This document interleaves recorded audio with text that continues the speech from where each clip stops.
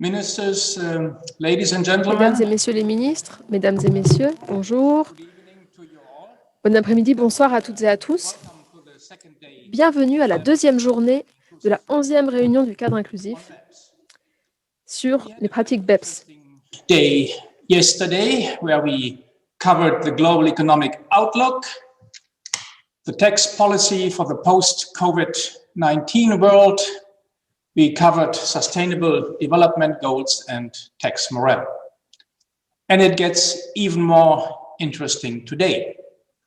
Today, we will start our meeting with a ministerial panel, a discussion among the finance ministers of Canada, Germany, Indonesia, Italy, Jamaica, and the United Kingdom on the tax challenges arising from the digitalisation and the future of international taxation.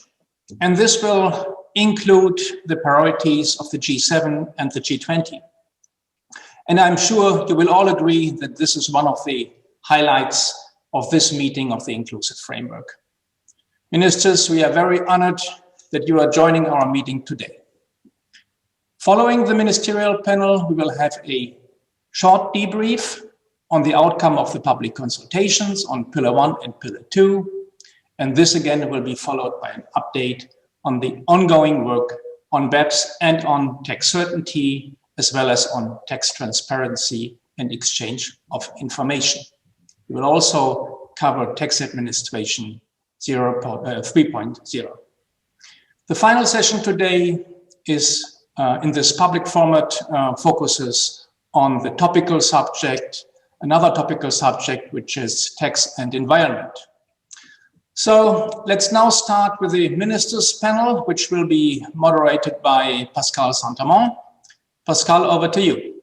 Thank you, Chair. Good afternoon, morning, evening to you all. And a special thank to the ministers who have agreed to join this panel. Just a few words of introduction because we want to hear from the ministers. As the Chair indicated, we're extremely pleased to have Vice Chancellor, Minister of Finance, Olaf Scholz, Deputy Prime Minister, Minister of Finance, Madame Freeland, Minister Sri Mulyani from Indonesia, Minister Nigel Clark from Jamaica, Minister Rishi Sunak from the United Kingdom, and Minister Gualtieri from Italy. I did put them in the order in which they will speak. The words of introduction are just about how important and sensitive the issue of addressing the tax challenges of the digitalization of the economy is. This issue is on the top of the agenda. We have seen press releases from Rishi Sunak, from Olaf Scholz, who spoke recently to Janet Yellen, the recently appointed Secretary for Treasury. Congratulations to her, and extremely happy to see a woman for the first time in that position in the US. So I guess there are some further messages in this multilateral environment, which will be directed to her and your colleagues. So may I start with the first round on what are your expectations, what's your goal, and I will start with Minister Scholz.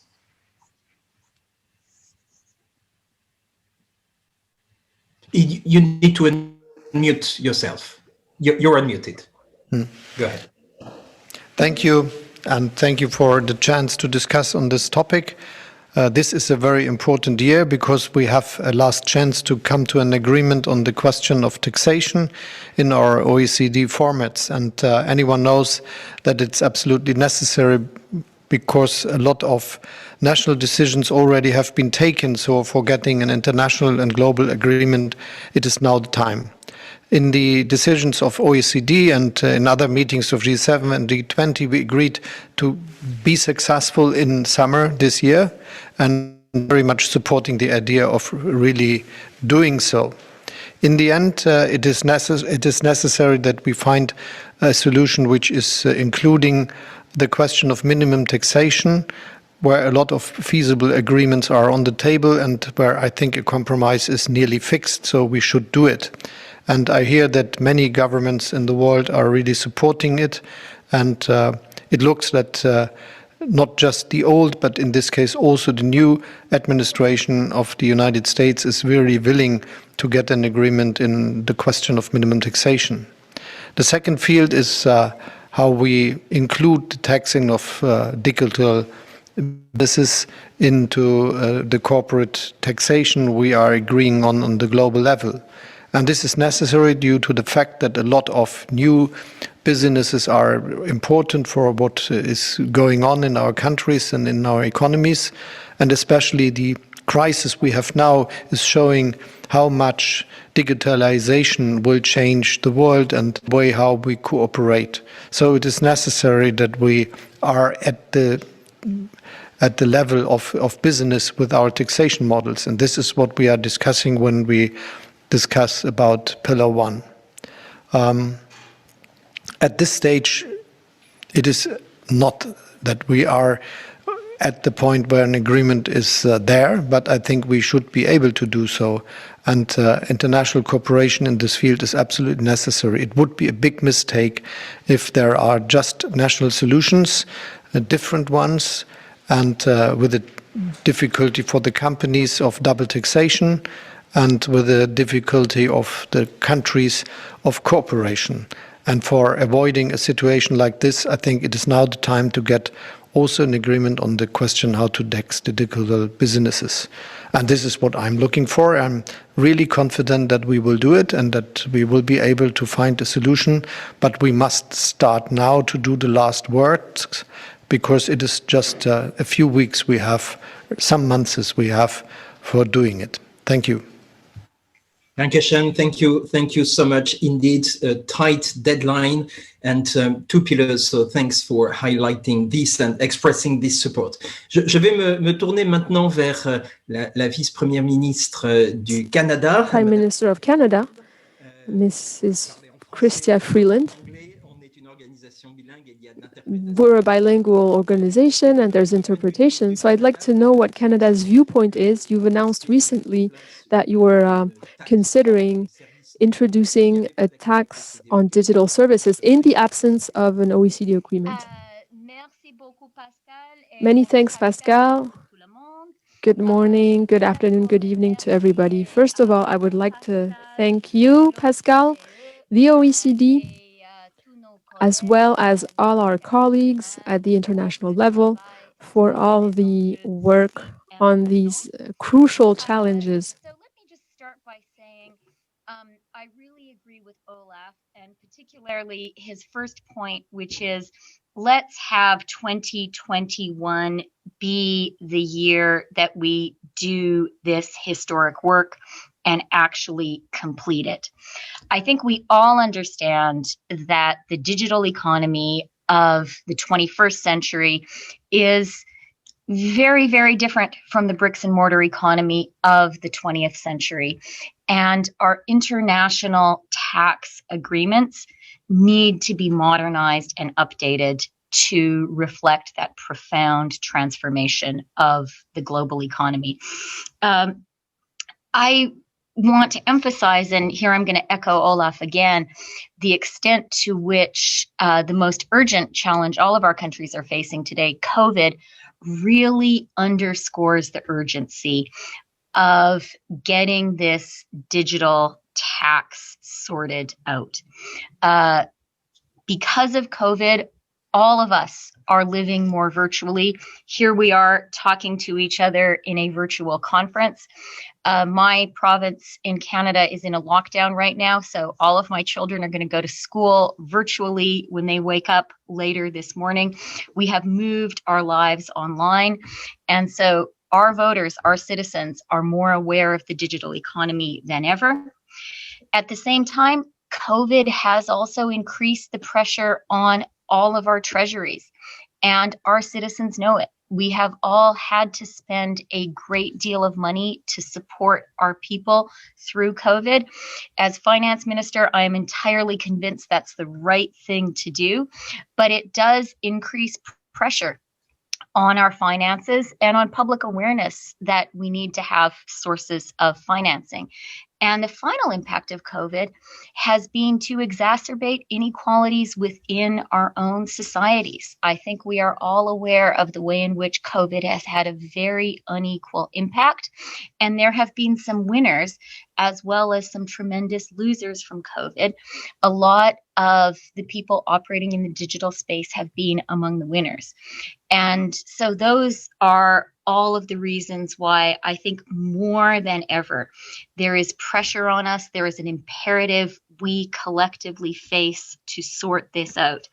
As Pascal said, I announced in my fall economic statement in November that Canada very, very, very much seeks and prefers a multilateral solution. But that at the end of the day, if a multilateral solution cannot be found, we will be forced to move ahead on our own.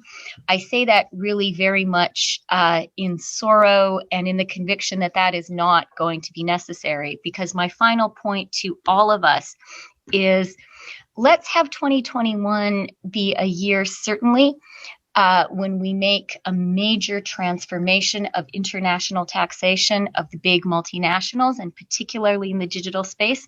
But let's also have 2021 be the year when we rebuild multilateral cooperation. And doing so here at the OECD at the level of an agreement on this essential issue of digital taxation, and also Pillar 2, but I feel we're a little closer there. That is going to be a huge contribution to rebuilding the multilateral cooperation that all of our economies, all of our societies depend on so much. Merci beaucoup, Pascal. Thank you so much, Christian. Thanks, Pascal. Very clear, very forceful, and I think your reference to COVID and the urgency to provide responses, building back multilateralism are extremely pointed. May I turn to Sri Mulyani, Minister Sri Mulyani from Indonesia. She's been an old friend of all this work at the OECD, the Inclusive Framework in the G20, which she will chair next year. So Minister Sri Mulyani, over to you.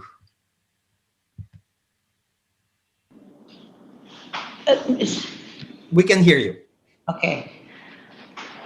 Hello, Pascal. Good afternoon here in Jakarta. Well, thank you very much. First, I think I agree with all. First, the expectation, the hope that 2021, with the Italian presidency, that we are going to be able to achieve the agreement on the international taxation, especially on the two pillars. I think this is going to be very important, especially also after the pandemic, in which all countries suffering from a really changing state finance or fiscal policy, which need to be expansive, while at the same time the revenue drop because of the economy has been contracted. So really finding the source of revenue which is sustainable, fair, and equitable, I think is very critical. And we all know that the digital economy is going to stay or even more important. As we can see during this pandemic, many of the activity, whether this is education, even health, and also economy has been transformed into the digital economy.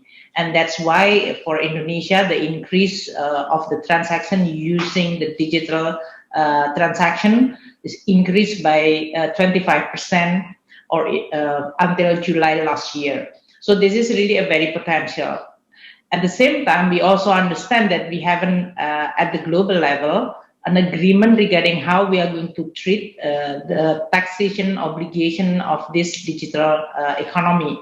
There are so many things which is being discussed during this previous presidency, and we do hope that this is going to be one that can be achieved, the progress on agreement on 2021.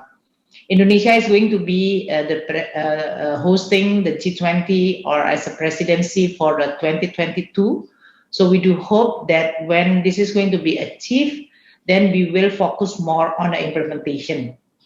And on that, I agree with the two previous speakers, in which the multilateral mechanism or convention that will establish a more predictable and across the board transforming the taxation agreement with the new two basic principles is going to be much more efficient and certain for all countries. These are all going to be also very important because then each country can have the ability to look at how this agreement can be implemented with their own domestic jurisdiction or legislation, and at the same time also providing a certainty at the all countries partner of those countries. So it's going to be really a daunting task if countries have to deal one by one bilaterally. So definitely multilateral convention is going to be really critical, and we do hope that this is going to be the follow-up of the agreement. So Pascal, again, for Indonesia, especially, and I think all countries in the G20 as well as other countries outside G20, and as a finance minister, we are all understand that this is really an unprecedented, extraordinary time for all of us. We do have to support the economy, to support the people, to address the issue of COVID, and these are all require a big spending. On the other hand, the revenue has been actually dropped because of the economy.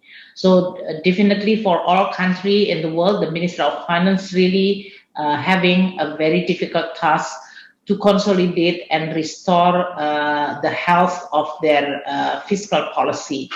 And I think digital taxation with the international cooperation is going to be one which can be seen as the most important, powerful, and at the same time also equitable and fair for our country. So I really have a big hope on that, Pascal. Thank you. Thank you very much. We feel the pressure, but the pressure is on us all collectively. And I noted both the fiscal policy aspect, but also the fairness aspect in your remarks. We've heard from G20 finance ministers, and we will hear from further G20 finance ministers. But Nigel Clark is from Jamaica, which is a member of the Inclusive Framework, but not yet in the G20. Minister Clark, may we have your perspective on this issue from Jamaica? Thank you, and good morning to all from Kingston, Jamaica. The acceleration of the digital economy offers developing countries like Jamaica and many other countries around the world the opportunity to leapfrog stages of development and for dramatic increases in productivity if we can manage to invest in the digital infrastructure and the digital literacy that will be required. For those reasons, we welcome this new world that we're entering into where the digital economy is being accelerated. But clearly, there are very pressing challenges that emerge, and especially given the rotation of economic activity towards the digital space, in very pressing challenges for us to resolve in terms of revenue raising activities. And for this reason, we're very happy with the progress that's been made so far, and particularly so the progress that's been made in a multilateral format. Jamaica joined the Global Forum in 2010 and the Inclusive Framework in 2016. And since then, we've been committed to the multilateral approach in dealing with common issues. We have instituted laws and processes in accordance with global standards as defined by the OECD. Now, the issue of source taxing rights and the role it plays for developing countries being able to mobilize domestic resources and financing sustainable development has never been more important as we seek to rebuild our economies, and in particular, in some developing countries, tourism-dependent economies, in the light of the COVID pandemic. Now, digital taxation and raising revenue from digital activity is one of the key topics for Jamaica, and we have been involved in this process from its very inception at the technical level. Having participated in the Inclusive Framework Steering Group, Jamaica has always been supportive of reaching a multilateral solution rather than having countries implement unilateral ones. That, in particular, as a developing country, we have been supportive of putting in place measures that address our needs and those of other developing countries facing similar situations. I won't get into the technical details of the ongoing discussion with respect to the framework, but just to say that Jamaica supports the creation of a new nexus that removes the need for physical presence in order to determine a jurisdiction's right to tax business profits. And we welcome efforts to allocating taxing rights to market jurisdictions and not just source jurisdictions, utilizing methods that are simple and easy to administer. In this regard, there's one important issue I'd want to highlight, and it's that the majority of developing countries share similar concerns that the current rules may unfairly allocate taxing rights in favor of the residence jurisdictions and to the detriment of the source countries. And Jamaica considers that this issue needs to be addressed urgently along the principles of fairness, the principles of equity, and the principles of sustainability, particularly in light of the effects of the pandemic. Jamaica welcomes the proposals that conform with the principles of simplicity and certainty. And in that sense, Jamaica is cognizant of the need to have effective dispute resolution mechanisms that are simple to administer and don't force developing countries to implement onerous and complex processes when there is little risk of double taxation on a practical basis. Given the resource constraints of Jamaica and other developing countries, our preference would be for a voluntary binding arbitration mechanism that's built in and embedded and triggered based on mutual agreement of the competent authorities. And finally, I'd like to make the point that while discussions in inclusive framework have centered on tax challenges of digitalisation of the economy, it is our view that it's equally important to focus on the digitalisation of tax administrations, and particularly in the developing world. The capacity of tax authorities to effectively deal with the increased data gathering, data mining, and data sharing that's a part of this new world will be absolutely key to obtaining successful outcomes. Thank you. Thank you so much for your very eloquent points. I noted simplicity, elimination of double taxation, but in a context where there is also a debate between emerging, developing economies and more developed, more advanced economies. And also the point on the digitalization of tax administration. We'll go back to that later today. We have a session on how the Forum on Tax Administration can work on these, drawing in particular on some experiences, the Russian experience being extremely interesting in that regard. May I turn to the Chancellor of the Exchequer of the United Kingdom, Rishi Sunak. You spoke recently to Madame Yellen. May we have your take on this? And you're also chairing the G7 this year, which gives you some leverage on this negotiation. Pascal, thank you, and hello, colleagues. Let me start with a positive. I think we made enormously significant progress during the OECD BEPS project in strengthening all our tax bases against aggressive tax planning and avoidance through increased collaboration and coordination between tax authorities. And we shouldn't underestimate the benefit of that work. However, we weren't able to resolve the more fundamental question, which is whether the allocation of taxing rights between countries is fit for the modern economy. Now, our answer to that question is clearly that it isn't. Digitalisation has led to the emergence of new business models that are able to rapidly build large user bases and operate and generate value in countries beyond their local physical operations. Now, that includes a collection of data, monitoring of activity, the creation of networks, and the aggregation of content.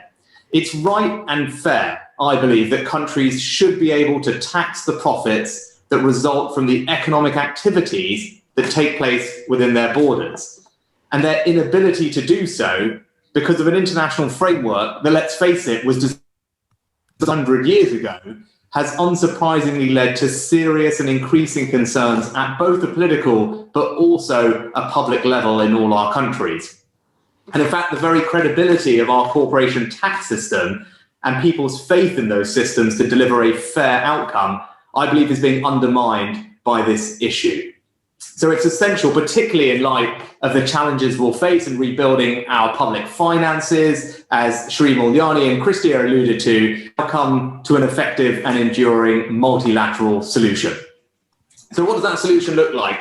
Well, we in the UK are not advocating something incredibly radical. I think we all just support the guiding principle that countries should be able to tax the profits that arise from economic activities that happen within their jurisdiction. I think that's a fair and accepted principle amongst all of us. But what we do need to do is update and modernize those international rules to make sure that that principle is being appropriately applied for digital businesses. I think the proposal that's been developed by the OECD Inclusive Framework that Nigel spoke eloquently about will deliver that objective. And we believe that it will deliver that objective in a way that is fair, that is proportionate, that is administrable for countries and taxpayers. Now, of course, we will need to reach compromise, and we recognize that this is a multilateral discussion, and all of us will need to find ways to accommodate each other in order to find that magic consensus. Which is why we in the UK have been willing to contemplate reforms that have a broader effect than just digital service providers, even if we believe the policy issue there is less acute and the challenges of arriving at a solution more tricky. But it is also why we believe, as Nigel spoke about, that an important condition of a multilateral solution should be a commitment to have an effective and binding dispute solution mechanism within the new treaties. I'm optimistic that the latest proposals can be developed and refined to bridge the gaps that still exist between us, and we will continue to work constructively with all of you in our role as both an OECD member, but also, as you said, Pascal, chairing the G7 this year to help achieve that. Now, most of my remarks have been focused on Pillar 1. That is what we believe the priority is, because without a solution on Pillar 1, we will not be able to remove the unilateral measures that many of us have taken.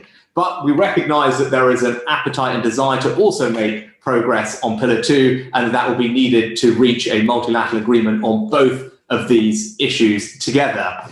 Where we do find that agreement on Pillar 2, I do think that is important that it is underpinned by a suitable legal instrument to provide the certainty and stability that we will need. And in closing, I would just echo what Olaf started with. I think there is, both in the public and politically, a new urgency to resolving this issue. The fact that so many of my finance minister colleagues are on this call underlines the importance that we all place on resolving it. And I'm highly confident and optimistic that this year we will be able to do exactly that. Thank you so much, Chancellor, for these remarks and for also mentioning Pillar 2 and the conditions the UK sees for Pillar 2 to be effective and agreeable. Moving from the G7 presidency to the G20 presidency, I would like to invite Minister Gualtieri to share the views of the presidency, which will have to deliver a solution at the July meeting of the finance ministers, hopefully. Minister Gualtieri. Thank you, Pascal, and let me take the opportunity to thank also Angel Gurria for the invitation. I think this conversation is showing that there is an uncontroversial premise on which the political response to the challenges raised by digitalization and globalization of the economy is based, and that is that these are global issues that require a global answer. And let me start by commending the work done by the Inclusive Framework with the approval of the two reports on the blueprints for Pillar 1 and Pillar 2, recognized by the G20 to constitute a solid basis for further progress toward the consensus-based international solution that we must agree by mid-21, which is the deadline, as we all know, set by the G20 leaders in November last year. And I think there is also this positive and broad agreement also in this conversation that the review of the existing international tax rules is really urgent. And it's positive that we all share this sense of urgency. And of course, the Italian presidency is fully aware of this sense of urgency. And I think on pillar one, I fully agree with what has been said. There are particular 2 points to be made, one relating to fairness and the other to stability. First, we need to restore the fairness of the international tax system because traditional businesses pay taxes on their profits in the markets where they operate, while digital companies do not, as they can conduct economic activity remotely without taxable presence. And, as we all said, the COVID-19 outbreak has exacerbated this distortion, and the crisis has provoked major disruption to the global supply chains, and digital businesses have flourished, increasing significantly their global profits. So the new rules that the inclusive framework is discussing under Pillar 1 would result in a fairer allocation of profits among jurisdictions, ensuring that taxation takes place where economic value is created, regardless of the business model. And the second point is about stability, because reforming the existing rules is critical to guarantee a more stable tax environment with greater tax certainty for multinational enterprises, and tax certainty is crucial to support investment decisions by multinational enterprises, and this is extremely important in the recovery phase after the pandemic. And it must be clear to everyone that the alternative to an international agreement is not the status quo, because in the absence of an international agreement, countries will follow diversified strategies and adopt uncoordinated responses, with the result of fragmentation of the tax measures, risk of double taxation, and increase of tax disputes. So on that account, I should add that, as you know, in Italy, we have a digital service tax in force, but our DST includes a sunset clause that provides that the tax will be repealed as soon as an internationally agreed solution is implemented. So a coordinated solution is necessary to bring stability to the international tax system, to prevent further uncoordinated measures, and reduce trade tensions triggered by unilateral initiatives. And along the revision of the rule on allocation of profits, of course, we need new rules to tackle the remaining BEPS issues due to the persistence of corporate income tax rate differentials by establishing a global minimum effective taxation. Therefore, we strongly support the work on Pillar 2, aimed at establishing new and effective rules that will reduce incentive for multinational enterprises to move profits in low tax jurisdiction by leveling the playing field among countries and preventing a race to the bottom that in perspective may have an unsustainable impact on corporate income tax revenues. So after so many years of work and debates on the appropriate coordinated tax response to the challenges of digitalization of economy, a global agreement, we think, is within reach. The two blueprints are strong bases to build upon, and I encourage all members of the inclusive framework to address and solve the outstanding open technical issues. In particular, it is essential to complete the work on simplification of the rules to ensure their consistent implementation worldwide, while minimizing the compliance burden for taxpayers and the enforcement costs for tax administration. So let me conclude by reiterating the urgency of the global agreement. We should also take into account that the new international tax rules will be an essential component of the reforms that will be enacted for ensuring the sustainability of public finances in the post-pandemic phase. Thank you. Grazie mille. Thank you so much. I noted urgency. The fact that there will be no status quo and that absent a solution, there will be instability in the system, including the continuation of the race to the bottom. So thank you so much, and also for encouraging us trying to find a solution by July.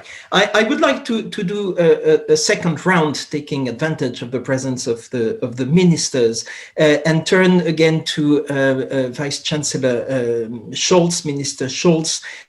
You recently stated that one of your biggest policy goals would be to reach an agreement, including the US, with the Biden administration on the digital project, and in particular on what you are the champion of, which is Pillar 2. Could you please sketch out what you see as the ingredients for success on that front, Minister? Thank you. I'm sure that the new administration is very much willing to find a solution in both Pillar 1 and Pillar 2 we are discussing about. And this means discussing on the question of digital corporates and discussing on the question of minimum taxation. When I spoke to the new finance minister of the United States, I understood very much that there is a big willingness to make a reform happen in the short time we still have. And this, to my view, is the good chance we should use. There is a willingness, though there are different views on the question. My perspective in the question of minimum taxation, this will be not too difficult. The United States have something unilaterally, which is not the same, but similar to the proposal the OECD developed. So this might be successful to get an agreement. But we have to work on the second aspect. And it is sure that the proposals which we heard from some from the US in the past will not work, but we need something which is a solution. And the only thing we can have now is willingness, and this is what I see, and all our efforts to come to a result in this aspect. My view is it is possible, and this should be the basis for what we do. So it is a difference if you go into this hard work at OECD and the working groups and other fields with the idea there will be no outcome, or if you go into because you have the idea that there will be an outcome. I very much support the second way, and there is good reason for using it, because this is the sign which I understand from the United States, and this is much more as we could have expected. So it is a good time, and we are now the ones to take the responsibility. Thank you so much. And I think, yes, indeed, after COVID, when you have kind of nationalized the salaries of the employees of companies by the government paying for this, it would be quite unacceptable that companies would be able to locate their profits when they're back to profits in tax havens or in low tax jurisdiction, which makes definitely the case for a strong Pillar 2, which the US seems to be very much interested in. May I turn to Madame Friedman again, Christia? There is one word that all of you ministers have pronounced, which is fairness, and you have also made the case for fairness. So how important is a solution in the international arena? How important is it for fairness of taxation, including in Canada from a domestic perspective? You are muted, Minister. You need to unmute. We're all going to need to have T-shirts made that say, please unmute yourself. I survived 2020, 2021. How many times have we said that? Anyway, Pascal, you're very right that I think when it comes to the people of Canada, the voters to whom I am responsible, fairness is absolutely key. What I would say to all of us here is I would emphasize two additional words: urgency and multilateralism. You know, there's the great Martin Luther King line talking about the fierce urgency of now. And as Olaf said, I think we really need to go into the conversations, particularly on Pillar 1 this year. I think Pillar 2 is really important, but maybe easier to get to a solution. We have to go into these discussions with the conviction that a deal is doable and is essential. And the reason for that was very clearly pointed out by Roberto. The alternative to a deal is not we just keep on talking to each other and writing more position papers. The alternative to a multilateral deal is not the status quo. It's going to be that different countries are going to have to find their own solutions precisely because of this public demand for fairness that Pascal has pointed to. And I think it would be more than a tremendously lost opportunity. It would be terrible for global taxation, but also terrible for the prospects of effective multilateralism if we can't reach a deal on this. And I think we shouldn't understate the extent to which it is an open question whether the rules-based international order can keep going past COVID. I think we haven't done a great job of international cooperation on COVID. History is not going to judge us too well on that. As we see the light at the end of the tunnel with COVID, with the new U.S. administration, I think one of our big collective tasks is rebuilding the rules-based international order. This is a big part. This agreement on tax is a big part of that. So Canada is very committed to that work, and I'm very encouraged to hear the commitment from so many people here. Thank you very much. Thank you so much, Christia. We'll have to square the circle of resolving the urgency and rebuilding multilateralism, which is a long-term goal, but I think you're absolutely right. We have a deadline in July, and it's imperative that we can move fast there. Precisely, we have a deadline in July, which means that there will be an agreement and probably a high-level agreement with not all the technical instruments available. Minister Srimulyani, how do you see the transition between the Italian G20 presidency and your presidency, and what could be done in 2022, especially from the perspective of an emerging economy? Well, first, we are now working closely with Troika, that is the Saudi and Italy and Indonesia, to prepare for the Indonesia presidency. And we definitely support the Italian presidency for their success, because it's going to also set the tone for the 2022. It is also very critical that our country still struggle to recover from this pandemic, and that's why I think the theme for 2021 and 2022 is going to also cover on the recovery of the economy and on public finance.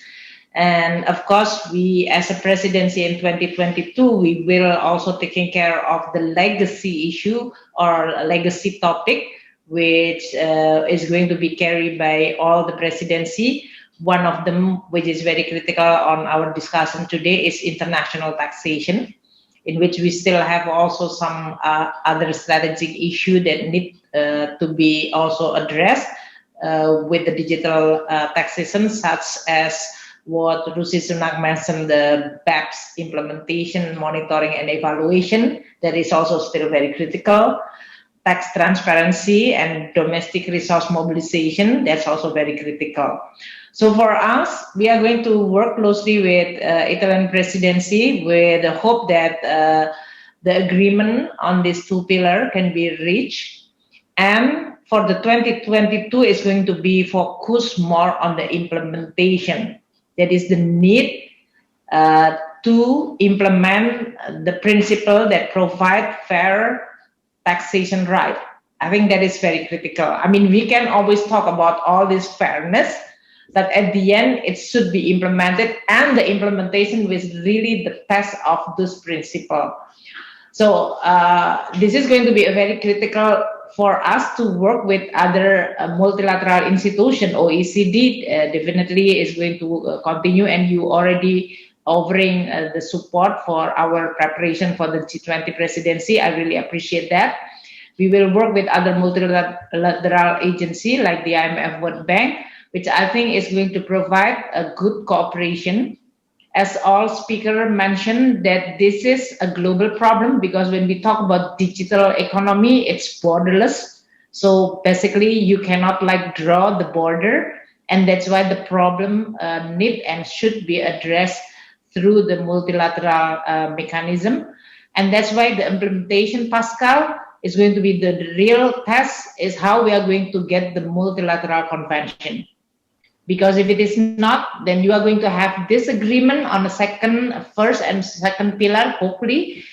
And then everybody cannot implement unless you actually change all your global taxation agreement, which is already in place.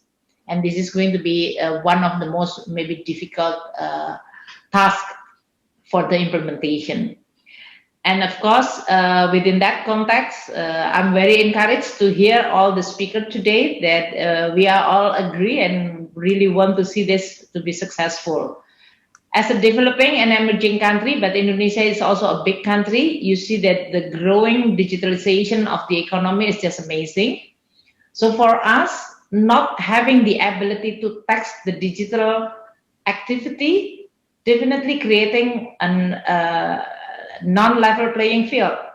Many of the business community complain because when they are dealing with the conventional business model, they hire people, they have a store, they have to rent space, and then they have to pay tax.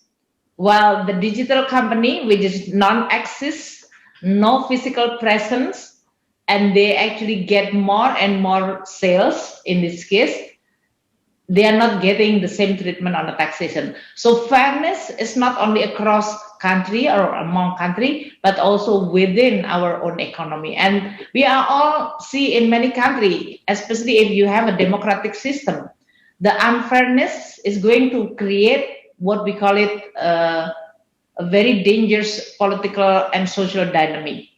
And we should not underestimate that. The third one is also the perception in this case.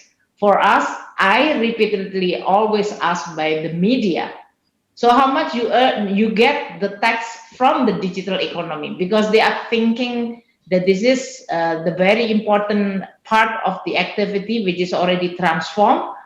And they are worried that Indonesia is going to lose a lot of the, what you call it, the base erosion of the taxation because of this digitalization.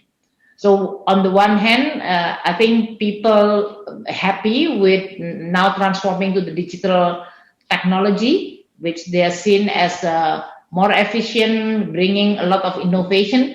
But on the other hand, I think they are also worried that the country cannot create a level playing field as well as the policy that reflect the changing, very rapid changing of this digital economy that bring especially on the taxation. So a huge pressure for me personally as a finance minister. I mean, I've been around for quite some time and I never really feel this kind of the scrutiny as well as the intensity of the pressure on me personally, even in this case. So it's very important, Pascal. And that's why we do want to see by 2022, when Indonesia hosting the G20, this is going to be a showcase of the implementation of this agreement. That is going to be one of our best expectations. And I do hope this is going to be also supported or also agreed by all the participants. Thank you. Thank you. Thank you so much. We have some track record here with the Multilateral Convention on Mutual Assistance, which provides for exchange of information almost everywhere. The multilateral instrument for BEPS implementation. So let's hope that by the end of your presidency in 2022, we'll have another instrument for both Pillar 1 and Pillar 2. May I turn to Nigel Clark to check with him, why is it important from a developing country? You mentioned the issue of taxing at residence or taxing at source. It is true that even though there is a big issue of fairness and the long-term money, but the big money is not necessarily immediately on the taxation of the digital economy. It's more a question of fairness. So what's your take on this from a developing country perspective, Nigel? Thank you, Pascal. And this has been a really interesting discussion thus far and quite productive. It's important, Pascal, because the shift in the makeup of the economy is happening in developing countries as well. Let me just share with you an anecdote. Last year, we had thousands, in fact, it might have been tens of thousands of persons signing a petition that went to the Prime Minister's office calling for border taxations to be reduced to facilitate the international e-commerce business. On social media, we're bombarded with pressure from citizens to lower those taxes and make it easier for this, international e-commerce to take off. Now, so in a very real sense, a very concrete sense that I'm speaking about here, we are seeing an erosion in our tax base from the move to a digital economy, and that is only going to accelerate. And I just gave you a very primary example. So when you take that into consideration, and you also consider that small developing countries don't have the wherewithal, it's not feasible or practical for small developing countries to implement unilateral solutions or solutions without global agreement. So for those reasons, we see it as imperative that we arrive at a global solution around this issue. The erosion of the shift in activity is real, and the shift in activity is happening here and erodes our tax base. Now, we need global rules as well, and I stressed simplicity earlier on, and the reason for that is, one of the criticisms about earlier rounds of multilateral cooperation and international tax issues is that it's been very complicated, and developing countries have not, really benefited to some extent, and there's a cost of implementing these complex arrangements. So when it comes to, the taxation and digitalization, it's going to be very important that it's done in a way that is fair and equitable, as everyone has said, and that revenue accrues where economic activity is taking place in a proportion to the value along the chain, so that the systems that emerge from this global consensus we can afford to implement them. And so we are very keen on ensuring that this advances in a multilateral way, and that the voices of, as we're having today, voices of developing and developed countries are heard, and that we arrive at a solution. July would be a great time to have a solution. Thank you so much. Also pointing to simplification, I think we did recently a public consultation, and we did hear from business that we had to simplify, and I think it's true. And interestingly, this comment on simplification came both from business and from the developing countries, so that's definitely on the to-do list. The United Kingdom has introduced, like a few other countries, a digital service tax. So I would like to hear you, Rishi, on how you see reaching an agreement, a multilateral agreement, and managing a DST, which you did feel the urgency to put in place. Thanks, Pascal. So I think it's an important question to ask. Why did we act unilaterally? Because we're a country that deeply believes in multilateralism. And it was because of, I think, Sri Mulyani spoke very eloquently about the unfairness felt by the people that we have the privilege to represent, the inequity in the system, and they wanted that addressed. And after having discussed it, I think, in the OECD and other forums for over 7 years, we felt that we did have to act because the integrity of our tax system was being undermined. So that's why we took the steps that we did. The DST came into force in April of last year, but we have always been clear that a multilateral solution would be preferable. It would be more stable, more efficient, and more enduring. I think there are 3 particular benefits. The first benefit of a multilateral solution would be that we could target on profits rather than the blunt instrument of a DST, which necessarily has to target revenues, which is obviously imperfect. I think the second thing is clear that it would provide a single coordinated solution, which would give everyone in the business world the certainty that they need and consistency, not to have to deal with multiple systems. And then thirdly, I think Christia spoke about this brilliantly, it would actually just cement and give people faith in our ability to do things on a multilateral basis. And that is I think there's something intangible about that, but it's incredibly important. If indeed the multilateral rules-oriented system has taken a battering in recent years, this is an excellent way to restore faith in that system, to show that we can come together, find consensus on these issues that require global solutions, because the world will only require more joined up working between us on things like this. So I think those are the three reasons multilateral solution is preferable. We've always been clear that as soon as we can have a multilateral solution, then we will dispense with our unilateral DST, and that remains our position. And in conclusion, I would say we will give this all our efforts and urgency and work very closely with not just all of you, but Roberto especially, so that through the G7, through the G20, leaning on the excellent work, Pascal, of the OECD, we can try and finally bring some closure on this issue in a positive and constructive way, and do so, in sooner rather than later.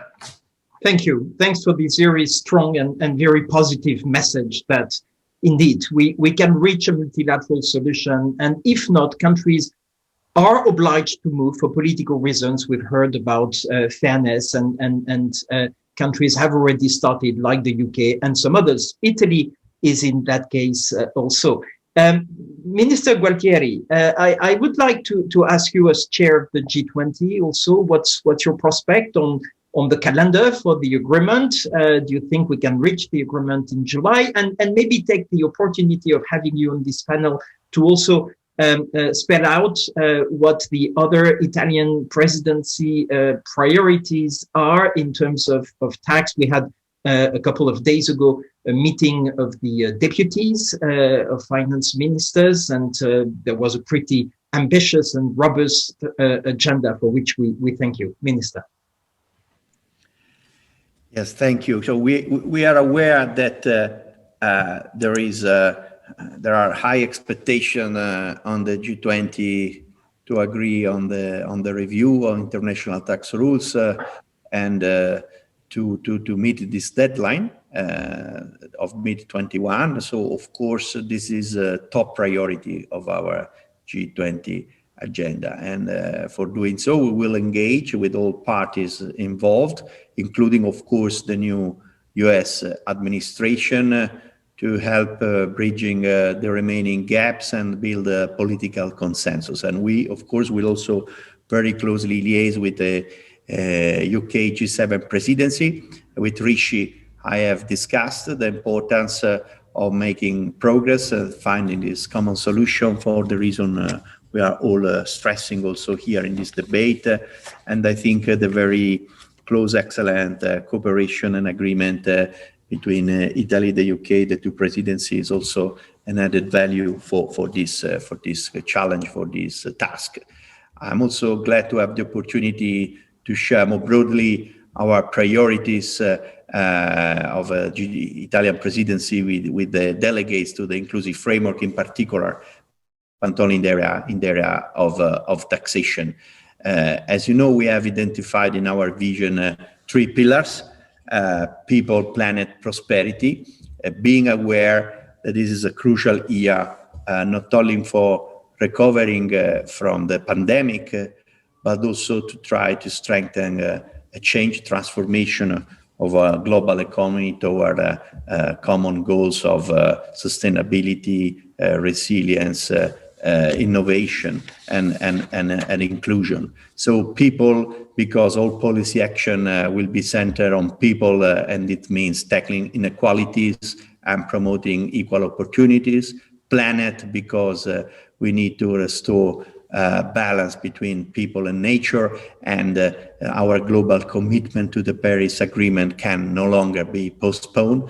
And prosperity, because global growth should be seen as a tool to ensure prosperity, and particularly we should strive to make technological transformation and digitalisation an opportunity for all. So within this framework, the finance track will aim to complement the policy aimed at sustaining the recovery with the development of long-term strategies that can promote the transformation toward fairer, greener, more digital inclusive society. And we have identified 6 priorities. Number 1, to ensure that health is a global common good and strengthen pandemic preparedness, to promote an international environment conducive to investment and growth, to maintain global financial stability while enhancing financial inclusion in a digital world, to support vulnerable economies and strengthen the international financial architecture, to protect our planet while improving living conditions for all, and to make, of course, as we are saying, the international tax system more fair and transparent. And in particular, on international taxation beyond digital taxation, we will work on tax transparency, where despite the substantial progress achieved over the past years, we believe that it's important to tackle new emerging risks originating from technological developments. The OECD is currently developing a reporting framework for automatic exchange of information on crypto assets, and we aim to endorse it at the G20 Finance Minister meeting in October. On BEPS, the Italian presidency is committed to endorse the review of the minimum standards on country-by-country reporting, mutual agreement procedures, as well as the revised methodology to review the minimum standard on tax treaty abuse. On tax and development, strengthening domestic resource mobilization in developing countries through enhancement of their capacity in tax policy and tax administration remains a high priority, and we intend to mandate the OECD to prepare a report to G20 on the benefits that developing countries derive from their participation to the inclusive framework. We intend to launch a discussion on the role of tax policy to support the transition to a low-carbon global economy, promote green technologies and investments, and encourage the use of more efficient and less polluting energy sources. And the 2021 high-level tax symposium that will be held back to the July meeting of the finance ministers, hopefully in person in Venice, will deal with environmental taxation, and the outcome of this discussion will feed in a broader high-level event on the role of economic, fiscal, and financial policy in shaping a greener recovery. And finally, we will mandate the OECD to produce for the April meeting an update of the report delivered last year on tax policy and COVID-19, and to present in October a new report on tax policy after COVID-19. So we have indeed an ambitious program, and we count on the support of all colleagues from the G20 countries, and of course on the excellent work of OECD. Thank you. Thank you so much, and thank you for keeping us extremely busy. And I make a dream that next year, in a few years, we will have fixed the issue of the digitalization of the economy, and we'll all talk about greening the economy through carbon pricing. And so we don't want to take too much of your time, and you've been, the 6 of you, extremely generous. Maybe a last word very quickly, if you have a message to pass on. We have more than 500 policymakers, tax policymakers listening in this conversation from more than 135 countries. You may also want to send messages to your colleagues from the G20, including Janet Yellen, when you have not had the opportunity to speak directly to her. So maybe in a few seconds, Minister Scholz, what would be your last word for this conversation? We have a very good chance. There is the G7 presidency of Italy, there is the G20 presidency of UK, and there is the willingness to get an agreement by the United States, and we must use the chance. Christian, your last word. Let's get it done. Let's get it done by July. Sounds good to me. Srimoliani, for you. Well, we do hope that the world is going to recover in a sustainable way from this COVID, and also building the recovery through the collaboration, what is fair for all countries. Thank you. Nigel? Yeah, I think the case is clear. I believe that the global momentum is building, and I think there is a a window of opportunity to get this done over the next 6 months. So like Christia said, let's do it. Thank you. Rishi? Great. To all the tax policy gurus on the call, thanks for all your hard work. And what I would say to you is, it's probably rare that what we all do, ultimately connects with ordinary people. But this is an issue, a slightly esoteric tax policy that has enormous resonance to ordinary people in all the countries that we politicians represent. So the work you are doing to find a solution here, will actually make a difference in people's understanding, confidence, and faith in how tax works, and that underlying sense of fairness is so important, and that is what you are going to help us deliver this year. So thank you, and I know we'll get it done. So good to hear. For tax nerds, it's very good to hear that it's connection with reality. Roberto, your very last word as chair of the G20. I want to say that we are going through really an unprecedented crisis, which is really unique for its nature, its persistency, but we have to know and to be aware that we have also big opportunities, and we must be prepared to reap these opportunities. And indeed, I think we do have the opportunity to find a consensus and agreement on digital taxation, on Pillar 1, Pillar 2. I think this has been a very positive debate, and I'm so confident that we can do this, and we are, of course, very determined to reach together this goal with the participation of everybody. Thank you, really. Thank you all so much. The big frustration with Zoom meeting is that we cannot hear the applause, but I can tell you there would be a big applause. So thank you for your time. Very good to see you. Thanks for your support, and looking forward to seeing you in person in Italy or in the UK or for whatever international meeting in person. Thank you. Thank you so much. Chair, over to you. Yeah, thank you. And let me also thank the ministers on behalf of the Inclusive Framework, of course, for enriching our meeting, our discussions here, for the very positive and encouraging comments we have heard, and first and foremost, of course, for your political support. We are all aware how much we depend on your political support. Thanks again. And as your ministers, as you have said, let's get it done. Thank you. So with that, we move to our next agenda item. We stick to the subject of digital. Under agenda item 4B, we will be given an update on the state of play on digital, an update in particular on the recent public consultations. We have the pleasure of having Gaël Perrault with us, as well as Marco Juvinale. Gaël Perrault is the co-chair of the TFDE, the Task Force on the Digital Economy. Marco Juvinale, the chair of Working Party 11. And we will start with Gaël and an update on the TFDE and the public consultation Pillar 1. Gaël, the floor is yours. Thanks very much, Mr. Chair. If you don't mind, I will speak French. Sure. Bonjour à tous. Good day to all of you. As far as Pillar 1 is concerned and the public consultation, it was a success in two regards. Quantity, because we received 201 contributions. This is tremendous.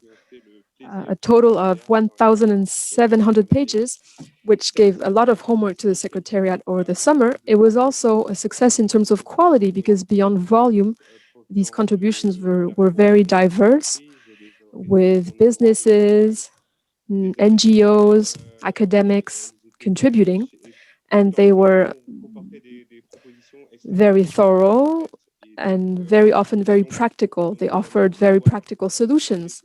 And so we were able to extract all the substance from these contributions, and we will use them in our future work.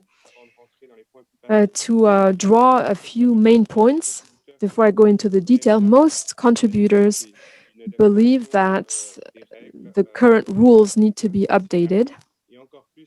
All the more so, the need to reach a consensus-based global solution, bearing in mind that many, as this has been said by ministers, that in the absence of an agreement would not mean status quo.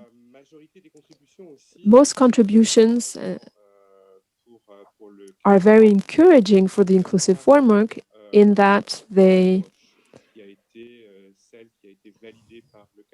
They are consistent with the approach adopted when the blueprints were drafted. Most contributions acknowledge these principles. They comment on some of their building blocks. They suggest improvements, but they're still consistent with the main approach. And this is very encouraging because there are few contributions which suggest a wholly different approach or to explore totally new avenues. There are some diverging views. This is to be expected in light of the diversity of contributions. As far as scope is concerned, many different assessments, and this is not very surprising. Some businesses are in favor of a narrow, other of a large scope. Some sectors tend to advocate for excluding their own industry or their own sector, and this is not very surprising either. As far as NGOs are concerned, they usually want an approach as wide-reaching as possible with a system to allocate more profits for a larger number of countries. Looking now into more detail, there's great demand. It's really what the takeaway from this consultation. There's great demand for simplicity, particularly from businesses, and businesses are also asking for legal certainty. A few points now about simplicity,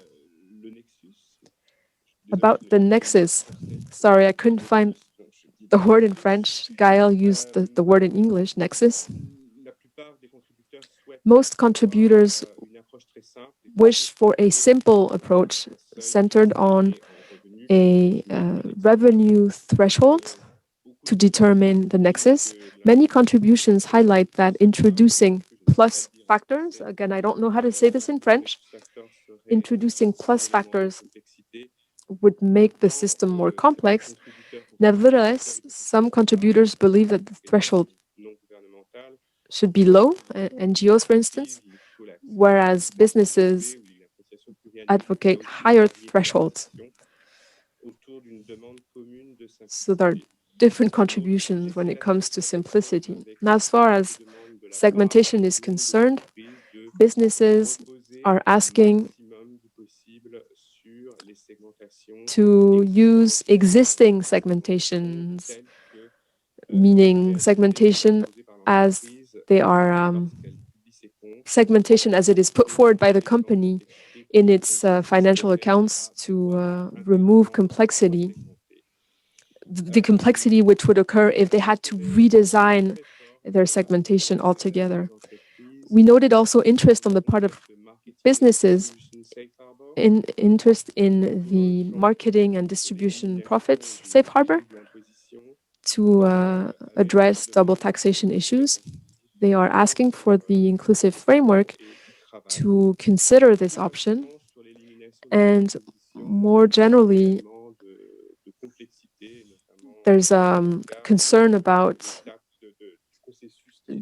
double taxation and the process put forward of the four-step process put forward. So they are asking for further simplicity. They highlighted the complexity of the system as proposed.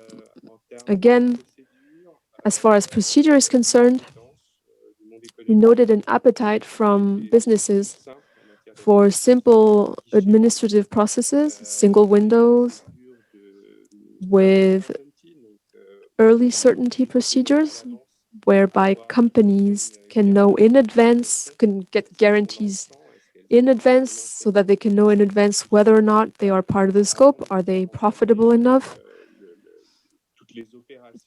They should know in advance if their segmentation is appropriate so that they can make their calculation as per Pillar 1 in advance. We had also suggestions about a phased approach again linked to a concern on the part of many companies that too many companies will be concerned, at least in the beginning, which could result in backlogs, dispute arbitration concerns.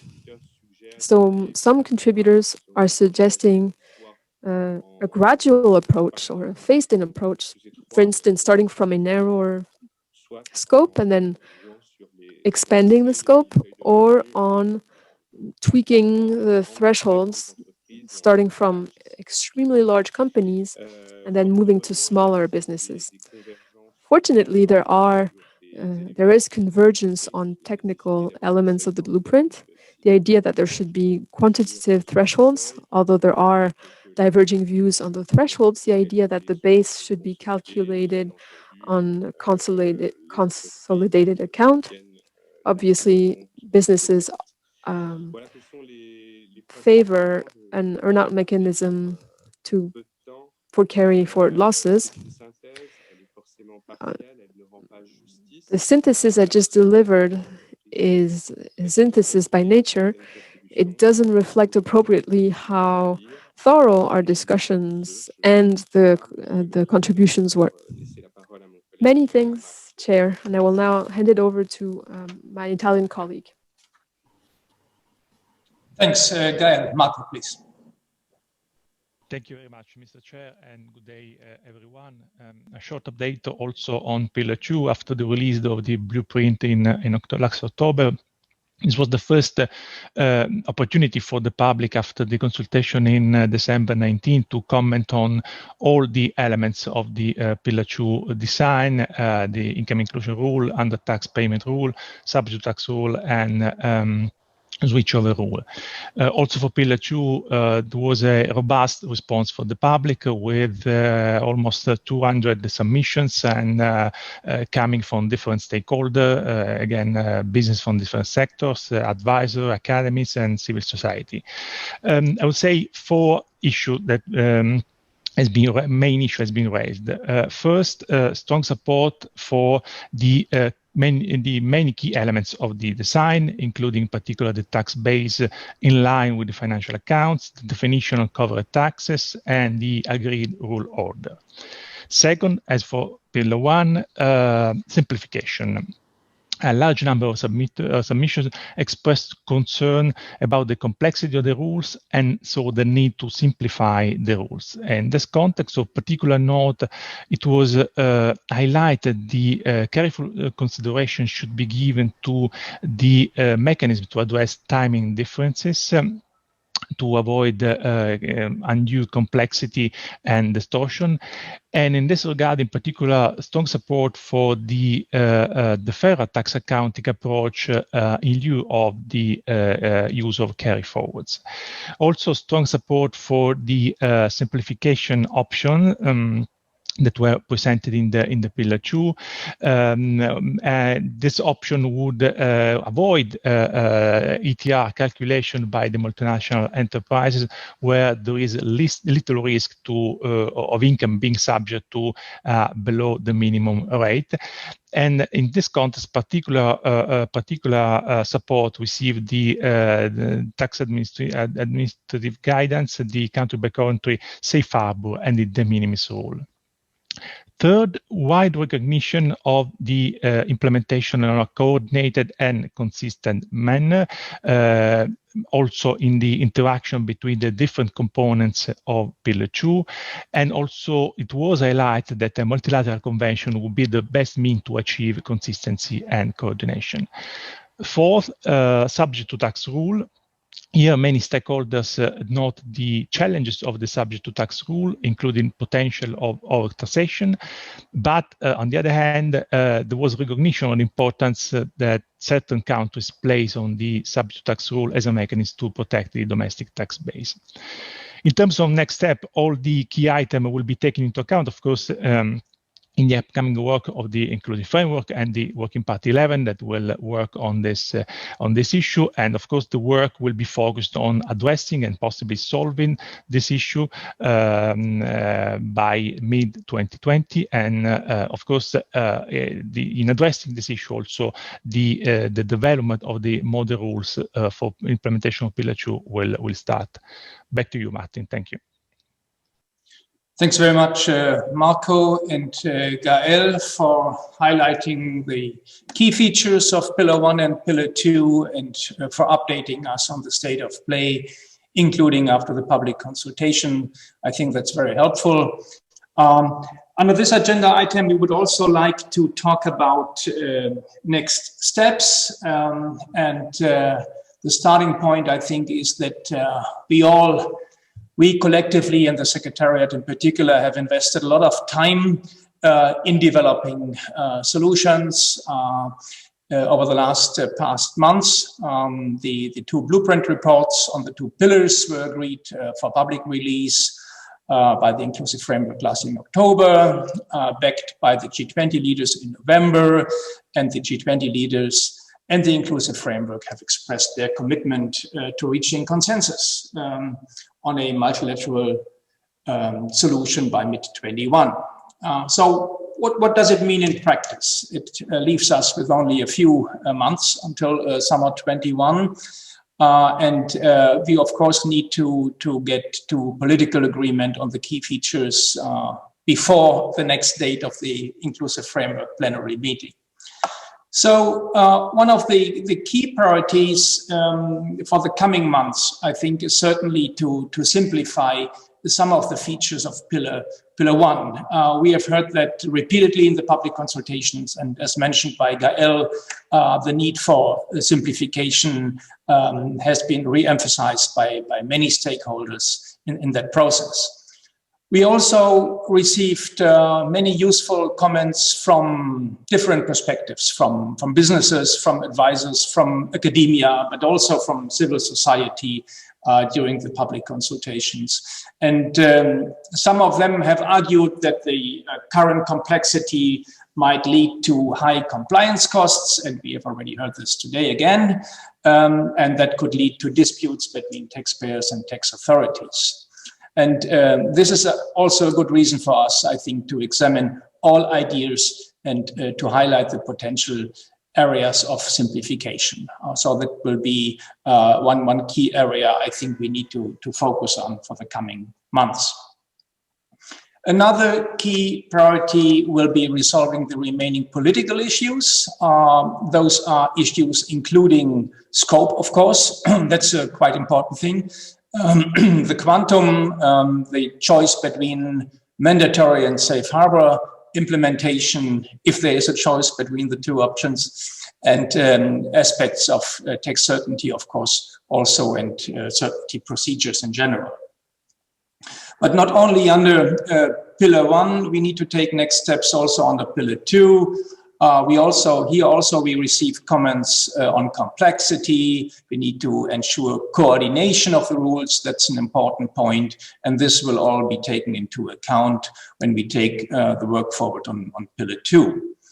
So there will be intensive discussion, certainly, in the dedicated working groups. That is namely the Working Party 11, chaired by Marco Juvenale, that will finish the remaining work on Pillar 2 according to the work plan that has been agreed by the Inclusive Framework, and that will also include draft legislation for the implementation of the new rules. Other important groups will also provide work on the two pillars. The TFDE is quite important in that context, the Working Party 1 and the Working Party 6, as well as the Forum on Tax Administration, the FTA MEP Forum.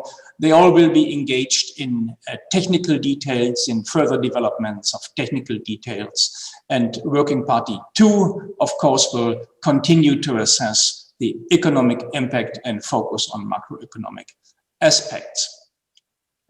All these working parties operate, of course, under the direction of the Inclusive Framework, which will meet again in the weeks and months to come in order to make sure that the work is going in the right direction. So the steering group will meet regularly over the next months. In this process, I think that's also important to mention the Inclusive Framework is looking forward to working together with the new incoming US administration. And we heard it from the ministers this morning in the panel discussion.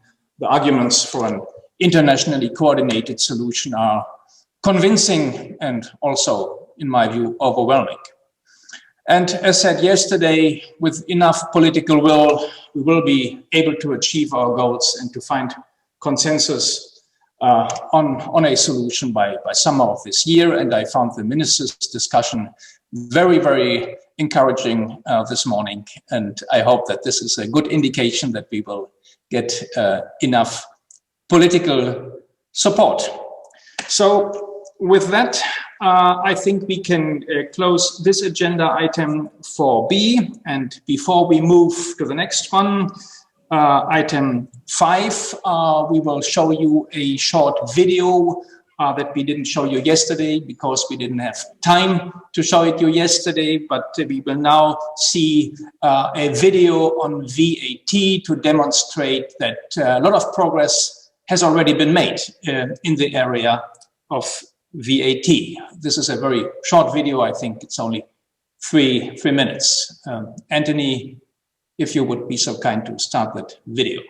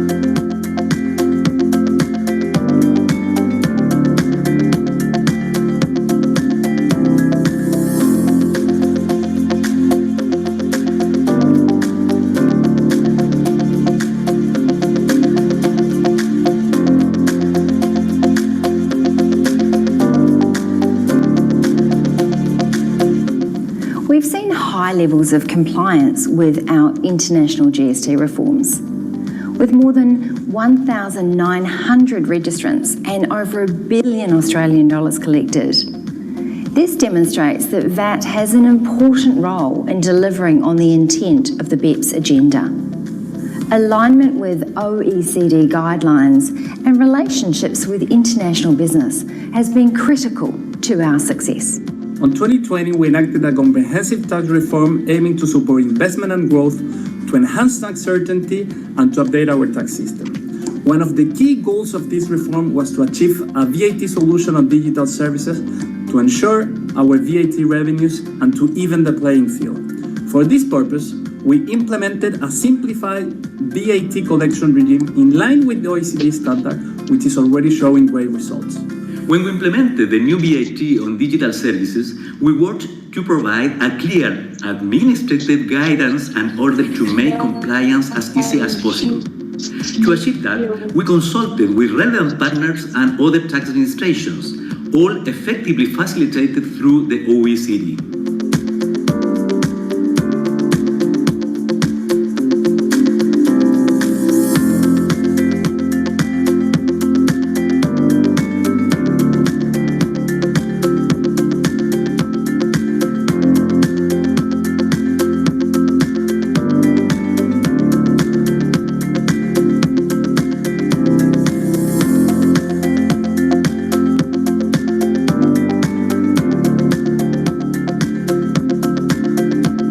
International cooperation is an effective way to find win-win solutions.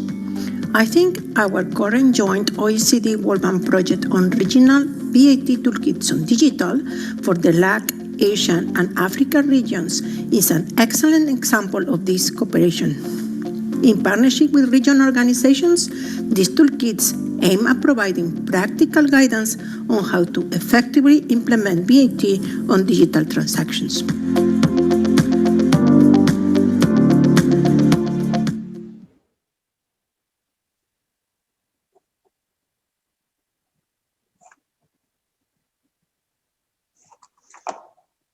So agenda item 5 is on BEPS, tax certainty, transparency and administration. And it is Achim Cross who will update us on the state of play. Achim, I turn it over to you. Thank you, Mr. Chair. Yes, the next session, as you say, is to give you a sense of where we are on BEPS, tax certainty, transparency and administration. That's an item where we are slightly late. We have 20 minutes, 15 BEPS actions, tax transparency in the world of tax administration, and we'll try to do this with 6 speakers. So it's a challenging task, Mr. Chair. We will try to rise to the challenge.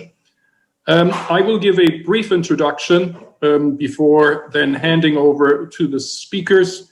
Let me, but before, announce the speakers so you know who will be speaking.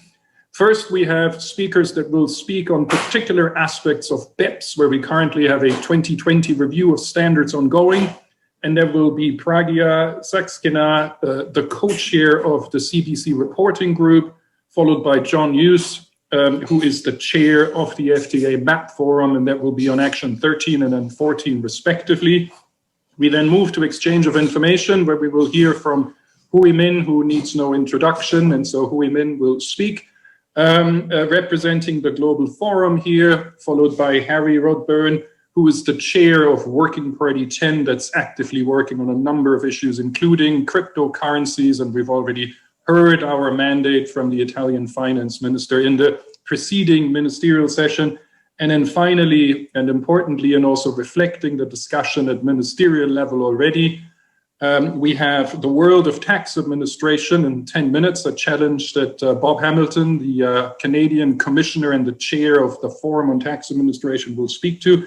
And then finally, last not least, we have Daniil Egorov, who is the commissioner of Russia, a member of the FTA Bureau, and he has been leading much of the tax administration, digital tax administration 3.0 agenda that has also been referred to already in the preceding discussion. I will, before handing it over to the panel, just have a very short slide on BEPS, where we try to do the impossible of telling you and reminding you of the significance of the BEPS work, and importantly, giving you some facts and figures that indicate what it has actually delivered and some of the concrete, tangible outcomes by action. So you see this slide here on the left, where we have broken down the BEPS action items into minimum standards, reinforced international standards, common practices, and also in dimensions of transparency, substance, and coherence, and in their implementation. You're all familiar with these actions. Many of your delegates have worked on these actions diligently and implementing them. But if we step back and we just go through them, just to give you a bit of highlights, where are we in the implementation of these actions? So if the animation now works, and we start with action 2, hybrids implemented in the EU and a number of countries, including also as part of US tax reform, so that has already happened. Then if we go to CFC rules, we have now, I think it's the next one here, we have over 49 jurisdictions that now have CFC rules, and of course, the Pillar 2, if you wish, is an extension of something where the US has already acted, and now we're working on, as has been referred to, the Pillar 2 also in the preceding discussion. If we move to the next one, we look at Action 4, limiting the interest deductibility. There is now a reality, it has become a reality with different variations in over 90 jurisdictions. If we look to Action 5, a lot has happened, and we see that under Action 5, we have now 295 regimes that have been reviewed. Thank you to the chairs. Thank you to all of the delegates. 160 have been amended or abolished. So a lot of work has been done in many, many countries around the world. And on the ruling side, we have 20,000 rulings identified, leading to over 36,000 exchanges. So you see there is tremendous action on these actions that we see here. If we move over to the next one here, Action 6, preventing treaty abuse. see here action as well. So if we bring this up here, where we have 94 implementing and amending their tax treaties, quite something. We go to action 7, where we also have an update in terms of numbers. We have over 45 have agency PE rules and over 55 anti-fragmentation rules. We also had a lot of activity on transfer pricing that we can see here, where we have released guidance on actions 8 to 10, if we can bring this up, including on intangibles, risk and capital, guidance and monitoring, and the implementation that in many of your countries is in fact automatic. Then let me finish off. If we go to transparency, we continue to issue statistics to support BEPS implementation, to tell us about BEPS implementation, of course, also in doing the impact assessment for pillars 1 and 2. We have implementation, especially in the EU, but also in other countries, on mandatory disclosure rules. I will skip action 13 and 14 because Pragya and John will talk to them. And then just finish off like last on the implementation of the multilateral instrument, worked out under the group chaired by Mike Williams. 95 have joined, 61 have ratified, and the MLI is now covering 650 treaties. I recognize that I've given you the trees, and in some sense you need to step back and see the forest, but I think it's quite a significant achievement over a relatively short period of time, all the legislative action across all the actions at domestic level, at regional level, at the EU level, and at international level, at the MLI, and chiming into the positive message also from the previous panel, maybe the track record here should also give us some degree of optimism and energy and momentum as we move into the further discussion on the taxation of the digital economy. So that's a quick update. I try to be as brief as we can on where we started in BEPS and where you see some facts and figures, so to speak, on different actions. And with that, I would like to hand it over to our first distinguished speaker, Pragya Saxena, who is the co-chair of the CBC reporting group, and will talk to us about where we are on country-by-country reporting, action 13. The floor is yours. Thank you, Akim. Good morning, good afternoon, good evening, everyone, depending upon the time zone you are in. I'm aware of the timelines which have been given to us, so I will try to be very brief.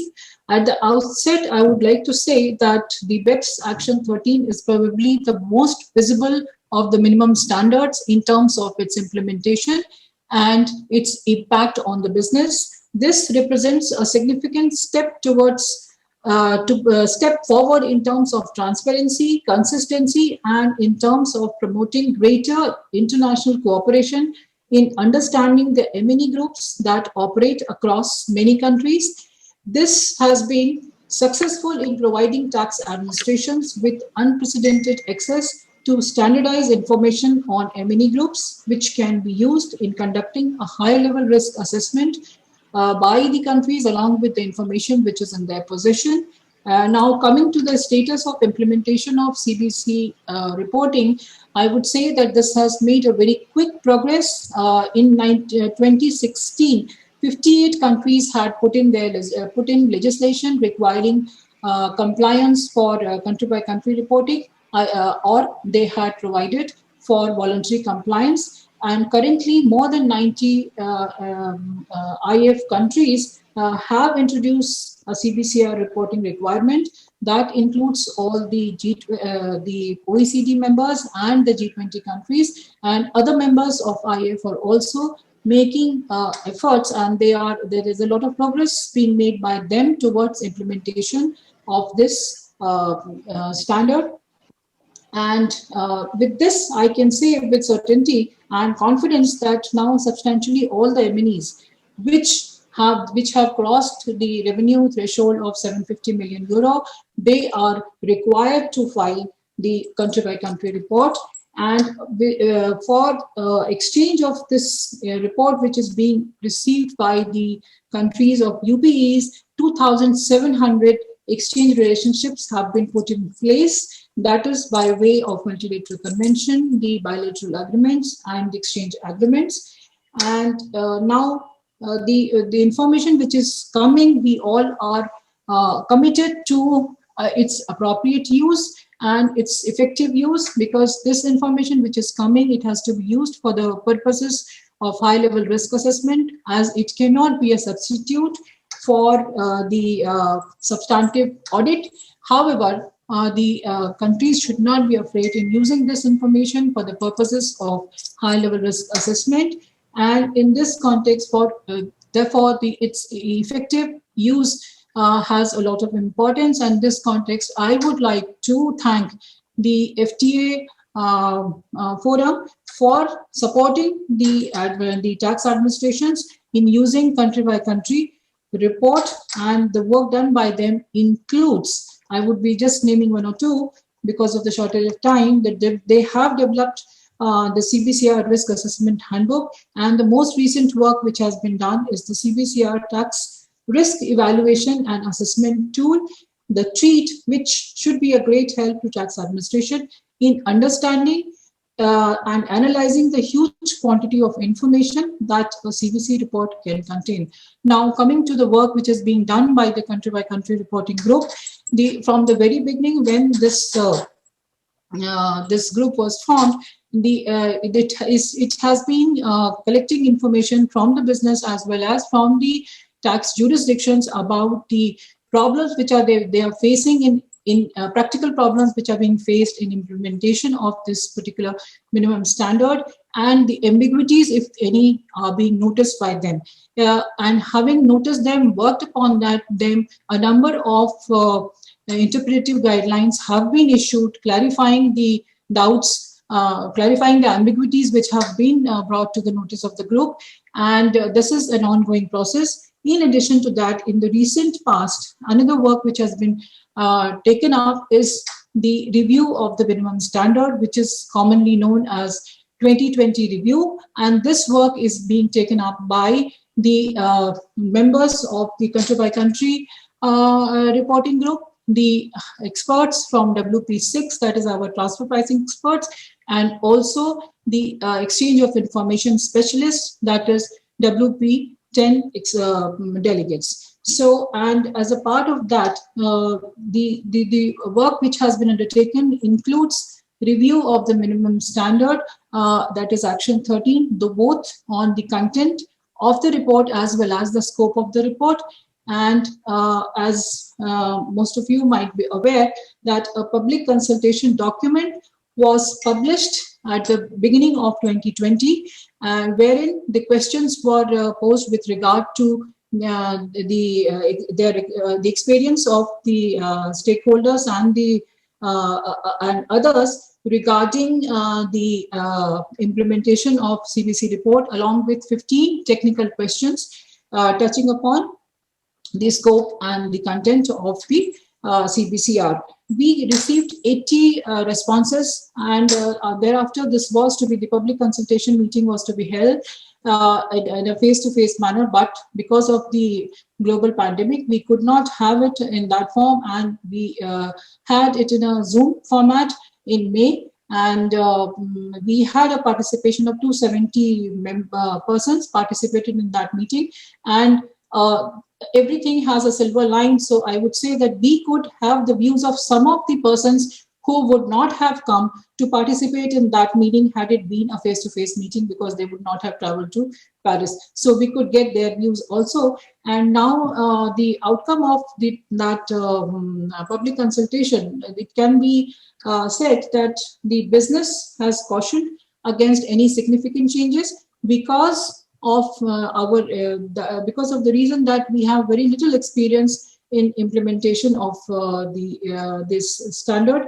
However, they have supported some of the changes, practical changes, which include the revenue threshold over a number of years, more than 1 year, because today it requires that if in the previous year, if the MNE is crossing the 750 million euro revenue threshold, then it has to give the CBCR report. So they are saying that it should be more than 1 year. Then there is another issue which they are supporting is rebasing of non-euro threshold to improve consistency between countries. And today the country-by-country report does not include TIN and the address, whereas that is required for the purposes of exchange through CTS. So that is also being supported by the business. So far as non-business commentators are concerned, they are strongly supporting greater transparency, a reduced revenue threshold, and they're also supporting additional columns in the in Table 1. They want addition for the employee cost in Table 1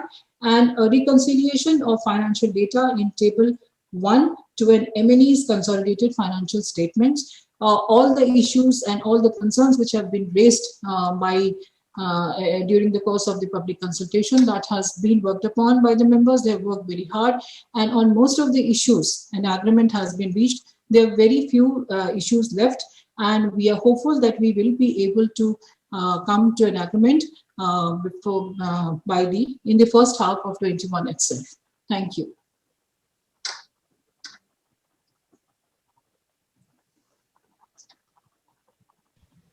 Thank you, Pragya.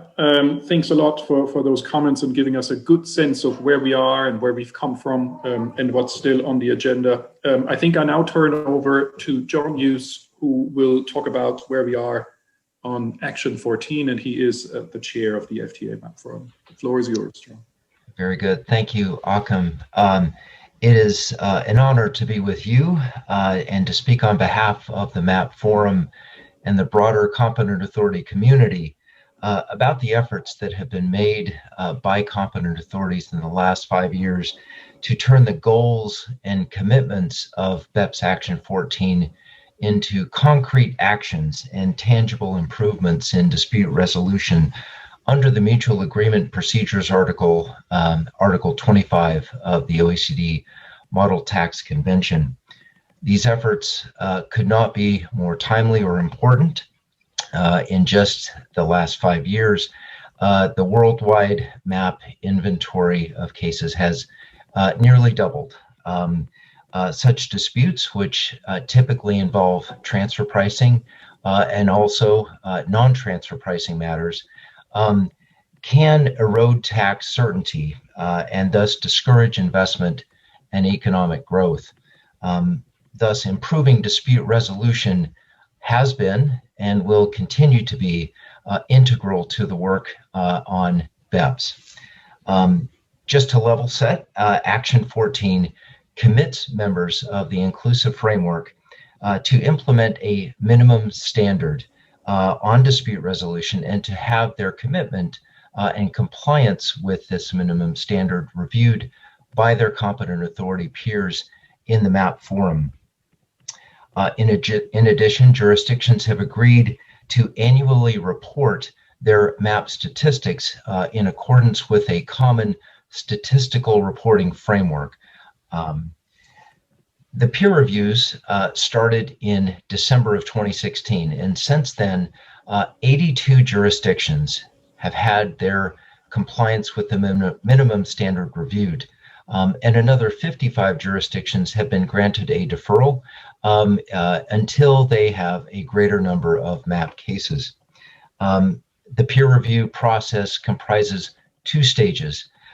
In the first stage, more than 1,800 areas of improvement, or recommendations as they're called, have been identified. These recommendations are discussed and identified in published reports, and they addressed such important areas in the MAP process as addressing deficiencies in tax treaties, removing administrative and other impediments that taxpayers may face to effective and timely access to the MAP process, and also, importantly, improving guidance on requesting competent authority assistance and implementing MAP agreements. By far, however, the most recommendations have been issued in relation to the Action 14 goal of resolving cases on within 24 months.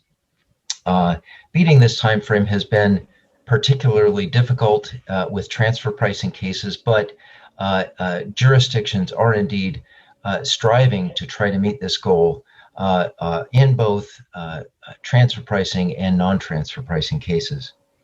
The Stage 2 monitoring began in September of 2018, and in this stage, the MAP Forum reviews whether jurisdictions have sought to address the areas for improvement identified in stage 1. To date, the MAP Forum has completed almost half of its scheduled stage 2 reviews. I'm pleased to report that all jurisdictions reviewed in stage 2 have indeed been working hard to try to address the areas of improvement that were identified for them in stage 1, and some have been making very good progress. In this regard, many treaties will be updated and modified via the MLI to reflect the minimum standard, or will be negotiated bilaterally with treaty partners in order to update them.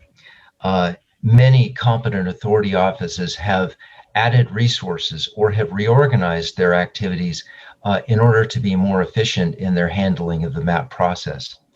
And indeed, importantly, several jurisdictions have taken very explicit measures to fully implement MAP resolutions once they're reached. Now, importantly, the addition of new competent authority resources has created a need for training on MAP and Action 14 itself. At the request of the MAP Forum, the OECD Secretariat developed a MAP training program, especially geared for those jurisdictions that have little experience with MAP. Since 2017, at least 3 MAP training courses have been given per year, and including 2020, in which all the courses were given virtually. Now, speaking as both MAP Forum Chair and also Director of the United States' Competent Authority Program, I can affirm that these efforts have changed things, improved things at a very fundamental level. Competent authorities communicate with each other on a very regular basis about such things as their case inventories and the specific handling of cases and where those cases lie in the MAP process. This was even done within 2020, even as competent authorities faced the challenges of COVID-19 and the inability to meet face-to-face. Competent authorities at all levels, from senior officials to individual case handlers, understand and discuss the goals of Action 14 and their shared commitment to resolving cases in an efficient and timely manner. And very importantly, taxpayers have access to the competent authority. They discuss their cases with competent authorities, and competent authorities are forthcoming with information about the cases, about where they stand in the process. Now, of course, this in turn creates then a particular onus on taxpayers to deal with the competent authorities and to assist them on an equal footing in the resolution of their cases. And so, very importantly, the key stakeholders in the MAP process, the taxpayers themselves, both have the access that they need to the process and are part of the process as they must be. Looking forward, the MAP Forum will be working with its OECD partners in order to strengthen the Action 14 minimum standard and the MAP statistics reporting framework. A set of proposals in this regard was released to the public in late 2020, and a public consultation will be held this coming Monday, February 1st, which will be open to the public via OECD TV. We in the MAP Forum look forward to hearing from the stakeholders in the MAP process on these ideas and to advancing the work in improving dispute resolution under Action 14. Akam, thank you very much. And thank you, John. We can talk a lot, I guess, about the tax certainty dimension. The time does not permit it, but I think it has given you a good an impression of where we are in the world of mutual agreement procedures. With no further ado, we're changing topics and we're changing towards exchange of information, which of course underpins everything we do or much of what we do in the international space. And The next speaker will be Hui Min. The floor is yours. Thank you, Akin. Good day to everyone. I was hoping I don't have to speak so quickly today compared to yesterday, but in any case, I know that I don't have the capacity to go as fast as Dr. Akin Pros. If I may ask Anthony to help bring up the slides. I'm actually making this presentation on behalf of Maria Jose, who unfortunately is unable to join us today. This is going to be quite a concise update of the work of the Global Forum on Transparency and Information Exchange. I'm happy to inform everyone that the Global Forum now has 161 member jurisdictions, and much has been achieved last year despite the pandemic. In this slide, I'm going to share with you the two major categories of work that has been the mainstay of a Global Forum. One is the peer review work on automatic exchange of information, the other being exchange of information on request.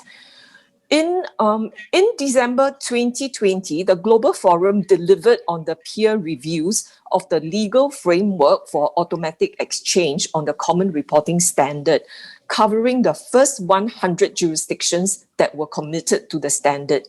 The outcome of this review sees 88% of the jurisdictions receiving results that are at least satisfactory, is satisfactory or good. Now, work has already started on the next phase, and this is to assess the effectiveness of the automatic exchanges. We expect to complete this by 2022.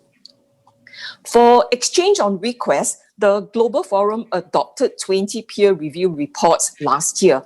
Work progress has somewhat been impacted by travel disruptions, but as it stands, more than half of the Global Forum membership have already been reviewed in this second round of peer reviews, of which 85% have received an overall rating of either largely compliant or compliant. So we're seeing very good results on both fronts. We are glad for the progress made as a result of the implementation of automatic exchange of the Common Reporting Standard. We have seen about 7,000 bilateral relationships activated. In 2019 alone, information was exchanged on more than 84 million financial accounts for comprising almost 10 trillion euros in assets. On the revenue front, on the tax revenue front, a total of about 107 billion euros of additional tax have been identified through programs such as voluntary disclosures, offshore tax investigations, or other related measures since 2009.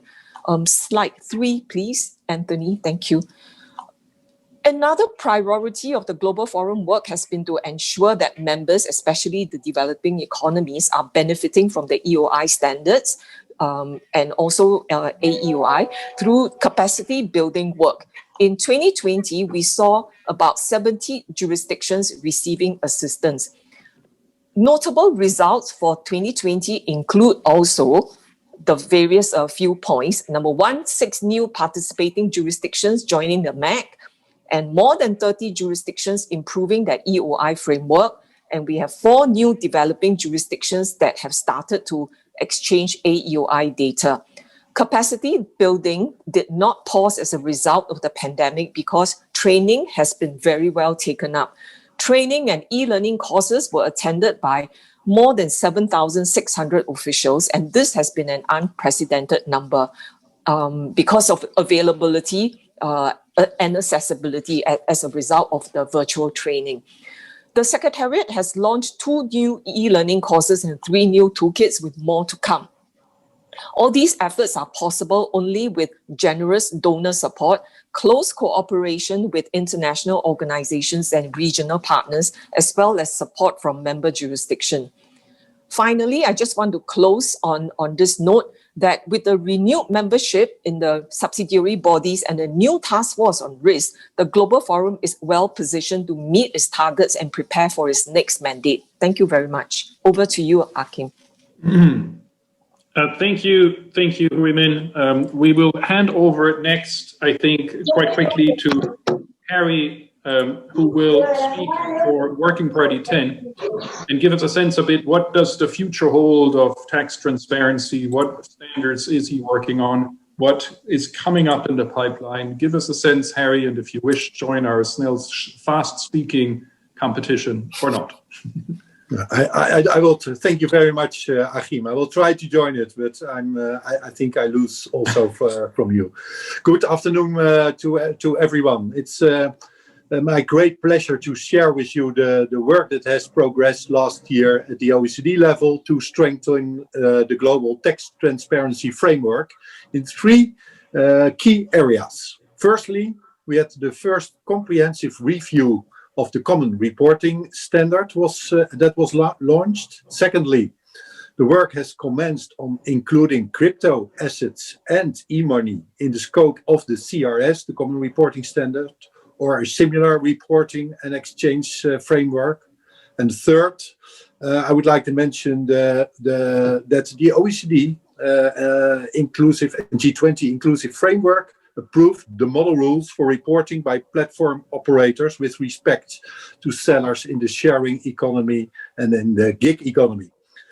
First, let's have a look to the CRS review. As many of you will be aware, the common reporting standard requires jurisdictions to exchange financial account information from non-residents obtained from their financial institutions automatically on an annual basis, reducing thereby opportunities for offshore tax evasion. Since the CRS was adopted in 2014, over 5 years have passed in which close to 100 jurisdictions have implemented the CRS. At the same time, the Global Forum has conducted a legislative review of all committed jurisdictions and is commencing the review of the practical effectiveness of each jurisdiction's implementation. With this in mind, the purpose of the first comprehensive review is therefore to improve the existing CRS where necessary, based on the experience gained by governments and business. Since launching the review, the Working Party 10 Secretariat received input from 26 jurisdictions. Most of the input focuses on the quality, use, and handling of CRS data by tax administration. Going forward, further consultations will take place with other stakeholders, including business representatives, to identify and address other key issues or weaknesses. Then the other issue, the crypto assets. The rise of virtual assets, including crypto assets, has taken you their monitoring of virtual assets and assess multilateral responses as needed. From a tax transparency perspective, the growth of these new financial products may erode the integrity of the CRS, which focuses on traditional financial products as a key tool in tackling tax evasion. Alongside the CRS review, work is therefore ongoing at the OECD level to develop a tax reporting and exchange framework for crypto assets. Then finally, the model rules. Work on the model rules begin in light of the rapid growth of the digital economy. As the digitalisation of the economy entails a shift from traditional employment contracts towards independent work, activities facilitated by platforms may not always be reported to tax administration or by third parties or by taxpayers themselves. At the same time, the platform economy also means increased access to information for tax administrations, as it brings activities previously carried out in the informal cash economy into the digital platforms. Against this background, earlier this year, the G20 Inclusive Framework and the OECD on BEPS, following a public consultation process, approved the model rules, which are now ready for implementation by interested jurisdictions. In essence, the model rules require digital platforms to collect information realized by those offering accommodation, transport, and personal services through the platforms, and to report the information to tax authorities. The basic framework of the model rules is similar to the CRS. Well, The model rules have already paved the way for expected amendments to the EU Directive on Administrative Cooperation, DAC 7, extending the EU tax transparency rules to digital platforms and effectively implementing the rules within the EU. While the EU rules essentially translate the OECD model rules, they also go wider, notably in relation to the scope, where DAC 7 also includes sales of goods transactions. Importantly is that DAC 7 also contains a mechanism to switch off the EU reporting obligations for non-EU platforms whose jurisdiction of residence has adopted to the model rules and can exchange substantially similar information with EU member states. This is a very helpful development that should encourage the adoption of the model rules by non-EU jurisdictions while ensuring that member states receive quality data from their non-EU partners. In light of these developments, Working Party 10 may need to consider expanding the scope of the model rules to also cover the sales of goods with a view to maximizing the benefits from a streamlined system for platforms, their users, and tax administrations. Thanks a lot, Achim, over to you. Thank you, Harry. Very concise, I think very fast. And before I hand over to the next speaker and before I leave the area of exchange of information, I think a big thank you also to you, Harry, here in this also public forum. I think you've done excellent work as guiding as the chair of Working Party 10. I think you're now moving on, but as you can see, all the achievements that you've just summarized, a big thank you from us, from the Secretariat and all of the members. Thank you very much. Of the party that have my pleasure. Effectively under your guidance. Thank you, Harry. Let me then hand over to our last block, which is on tax administration, where I'm very pleased to have two distinguished speakers. We start with Bob Hamilton, the Commissioner of the Canada Revenue Agency and the Chair of the Forum on Tax Administration. Bob, the floor is yours. Thank you very much, Achim, and thank you all for giving me the chance to say a few words about what we're doing in the Forum of Tax Administration. As Achim mentioned, I've been the chair since August of last year, and I will contribute to our time management issues, not so much by speaking fast, but trying to keep my remarks fairly concise and brief. But I do want to give you a feel for what we're doing at the FTA and where our areas of focus are going to be. And I would characterize our challenges at the FTA as a combination of change and continuity. And let me talk about the change part first. Obviously, the past year has changed the world of tax administration, as we have had to adapt, as everyone has, to different ways of doing things, working virtually, having sessions like this rather than in-person meetings. In many cases, tax administrations being responsible to deliver benefits to citizens to help mitigate the impacts of the pandemic. So an extremely important role, pressures, time pressures, and just different ways of working. Obviously, working in the pandemic, imposed restrictions on how we could get our work done, and we've had to adapt and change to that. And I think within the FTA, we've done a very good job, in my view, of a couple of things, both as individual tax administrators adapting to that change. I think we've shown our agility, our flexibility to be able to adapt to the circumstances. And we've also come together as a group to share our experiences and to learn from each other. So all through the pandemic, together with the OECD, we've been organizing sessions where we could all compare notes. What are some of the issues that we're seeing?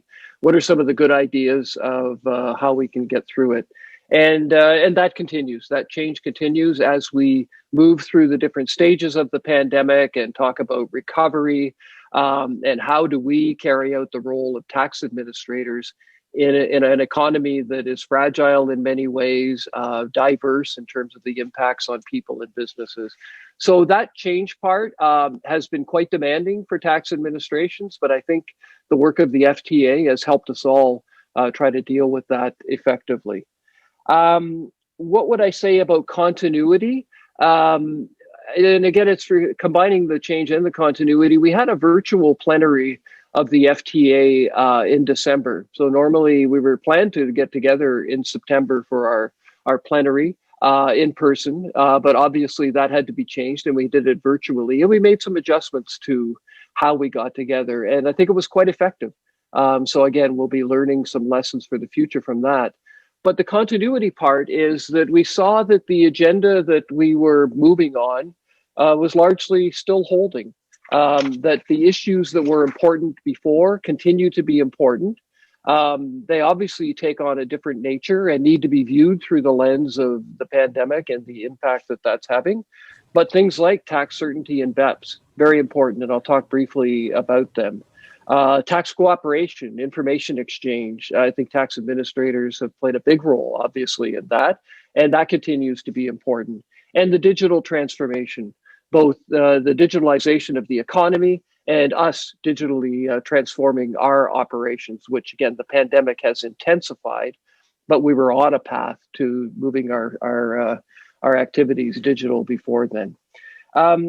So I think that sort of tells you how we are having a combined forces of the continuity and change. And let me just talk a little bit about the way forward for us.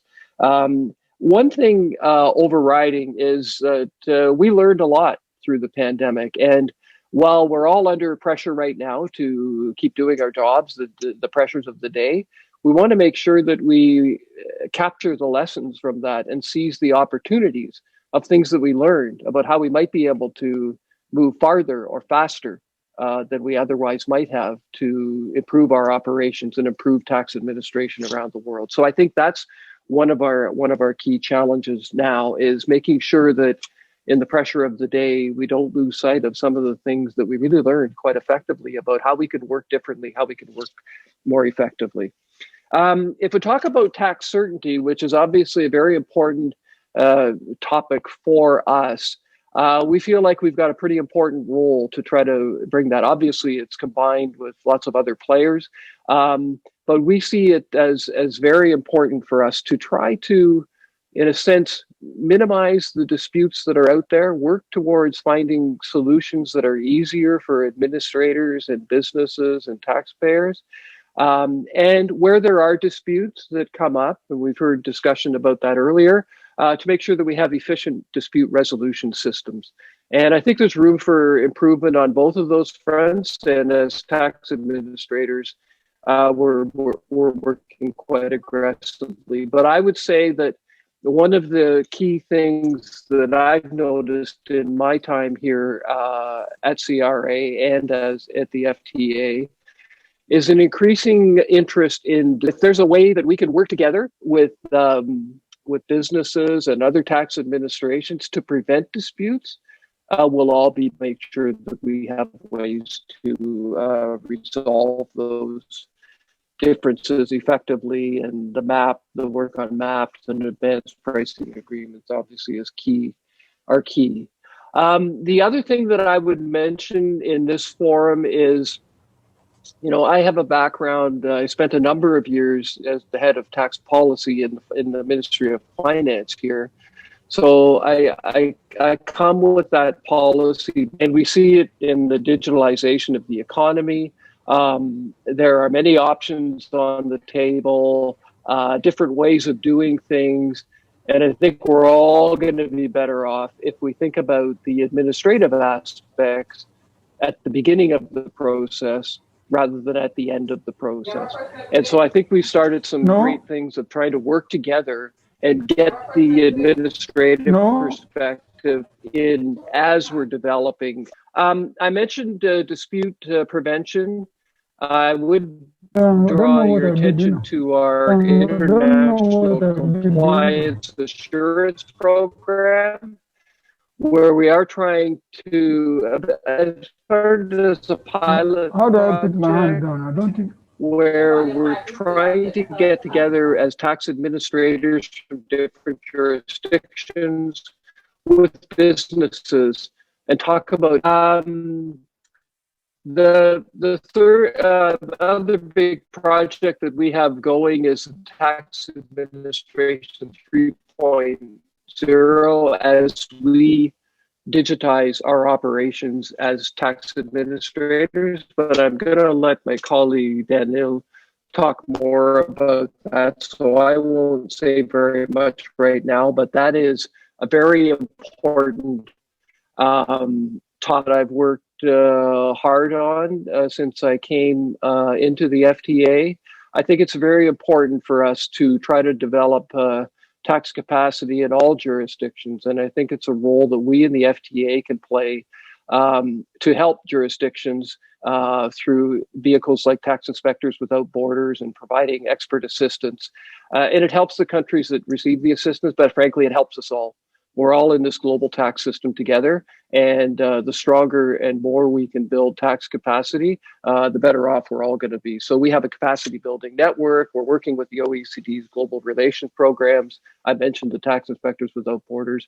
So that'll be something that we want to keep going. Again, those are all kind of continuity aspects that we're going to keep doing while we deal with the pandemic as it unfolds and while we try to learn the lessons that we have. And I would just close by saying another thing that we're paying attention to in the FTA is the issue of diversity. How do we make sure that we have diversity within our tax administrations and as a group, and that we have special mechanisms to try to push us on that front, and I think we're going to be making some great progress. So with that, I'll turn it over to my colleague Daniel, and thanks for giving me a few minutes to tell you a little bit about the work of the FTA. Thank you, Bob. And it's an honor for me to present my report. I think it's great to see how the FTA is evolving under your leadership, and it's no doubt that the current FTA project will be a great value to the OECD tax agenda. I would like to particularly focus on one of the FTA achievements and share highlights of the latest FTA discussion paper, Tax Administration 3.0, published in December 2020. This paper was required by commissioners at the FTA plenary in 2019 in Santiago to start a conversation on both the vision and the components of the digital tax administration. We would like to thank the steering and drafting group led by Norway and the FTA Secretariat for the time and effort they put into this work. The vision of Tax Administration 3.0 could simply be described as a paradigm shift from the current state of tax administration that is close to reaching its structural limitations, actually, to seamless taxation process embedded in the taxpayer's natural system. Growing pressure on tax, on public finance and the economy as well, new businesses model and changing social expectations reveal the following weakness of the current tax administration. Actually, there are heavily reliance on voluntary compliance, which leaves possibility, if we're looking with the eyes of tax officers, for the taxpayers to breach its tax obligation both intentionally or by mistake. It still takes a lot of effort and cost for the taxpayers to meet tax requirements, and it's really a huge problem. And actually, there is a time lag between the taxable event, reporting, payment, and audit, which is an inherited insufficiency of the current system. And there is a poor access to and quality of whole of government data that is crucial for the effective tax administration. The very core of the paper, next slide please, and the very core of the paper sets out the vision of future tax administration that could allow us to overcome previously mentioned challenges and limitations. This vision of illustrated is actually illustrated in the paper as an iceberg with its top representing innovative and convenient infrastructure for the taxpayers to use. And the bottom is representing new tax ecosystem, which creates a digital environment for doing business and daily activities of taxpayers with more reliable reporting system. This allows tax administration to automate tax calculation and reduce time lag between transaction and tax payment, and as well provide services to the rest of government and society. More of core elements, but not limited to this list, are secure digital identity, enabling interaction with government and with third parties, validated electronic exchange of data for transactions in B2B, online access to retail sales and payments data, standardized corporate accounting information, and which is available to the tax authorities in real time, whole of government single digital platform. That's really crucial. And there are six main, next slide please, there are six main building blocks outlined in Tax Administration 3.0, the fitting together of which over time will achieve the more significant benefits of seamless and frictionless tax administration. The discussion paper truly inspires us to move forward and lead exchange. To promote a shift to Tax Administration 3.0, the FTA is developing the action plan, consisting of core elements enabling digital transformation. One of the points of the action plan is the emergence of sharing and gig economy platforms that raises the issues of integration of pay-as-you-earn system in the new work models. This could be explored in our future work program in both domestic and international contexts, actually. The action plan could also concentrate on the areas that could facilitate development of tax ecosystem, such as invoicing, SAFT, and digital identity, of course. Last year, these were the key topics of the work of the FTA community in digital transformation. Invoicing standard, for example, creates opportunities for automatic processing of VAT in near real time. This serves as a foundation for wider digital coverage of transactional documentation in B2B that can lead to further automation of tax compliance. And actually, we have to understand, we usually look at it as if we do just process of e-invoicing, that would be enough. But if we would look with the eyes of taxpayers, we have to understand that they need all of the automatization of document flow. Then they will have much more benefits. And we also actually. There are currently different invoicing formats and reporting requirements in different countries, causing difficulties for business operating in multiple jurisdictions. Standardized cross-border transactional data flows could enable business to efficiently coordinate their supply chains and foster transparency in international operation of tax authorities. A project of e-invoicing could focus on possible options for international standardization of electronic formats. If we talk about digital identity, it enables transactions and offers improved functionality for users. The digital identity project could concentrate on establishing such systems domestically and ensure their international compatibility. It may also be worth exploring the possible ways of creating a global identification number for tax purposes.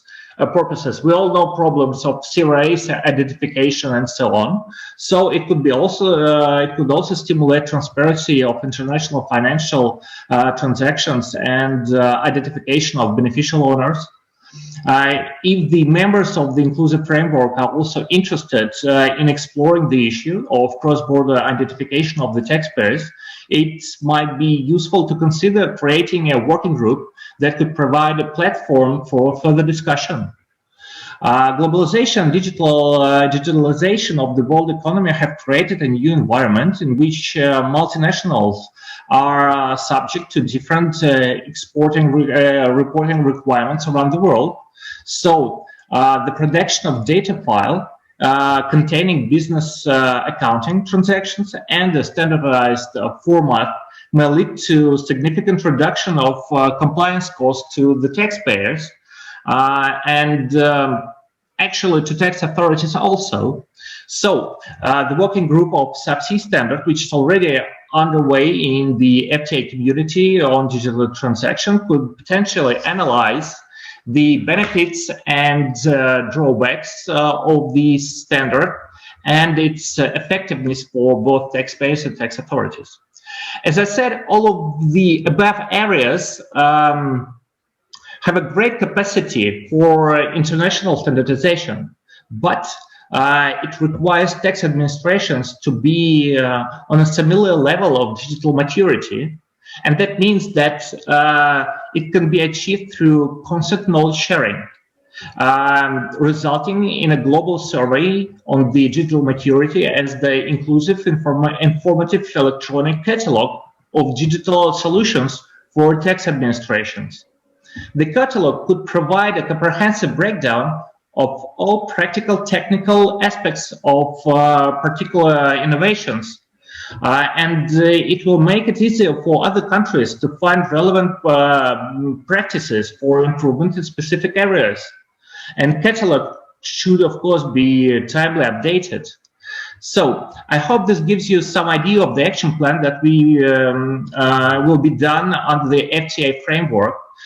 We are planning to have a public discussion on the draft action plan preliminarily scheduled on April, for April this year. I believe members of Inclusive Framework will derive significant benefits from the implementation of the initiatives under the action plan that serves as a guidance for the digital transformation journey to tax administration 3.0. The work of FTA Community of Digital Transformation under the FTAs of Russia leadership will be dedicated to development and implementation of the action plan, and it will be an honor for me to contribute the FTAs of Russia resources to this project. The first results of the work will be provided at the end of this year on the FTA plenary in Singapore. Thank you very much for your attention. Thank you. Thank you very much. All of our speakers, I think you have a very good sense of all the things that are moving outside the pillars here. And I think that was also the purpose, to give you a sense of where we were on BEPS, where we are on BEPS, and where we go. We've heard about tax transparency, the work of the Global Forum, and the crystal ball that Harry was holding up for us about the standards that are being worked on and moved forward.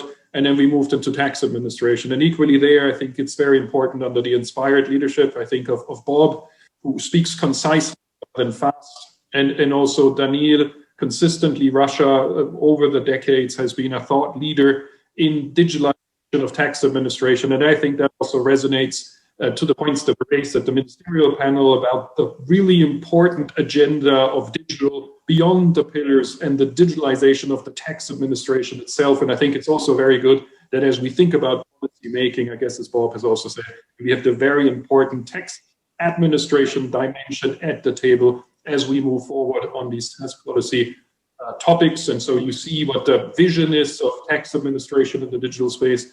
We've heard where we are in digital. So, Mr. Chair, we're certainly not within our allotted time, but I hope it was interesting enough to justify the time that we dedicated to the session. So a big thank you to all of the speakers, and I hand it back to the chair. Martin, over to you. Yeah, and thank you very much, Achim, for moderating this really informative session, this really informative panel, and also I would like to thank all speakers for sharing their insights and experiences with us. From administration to tax and environment, which is the last and final agenda item in this public session today. But before we move to tax and environment, we will display a video on tax and gender.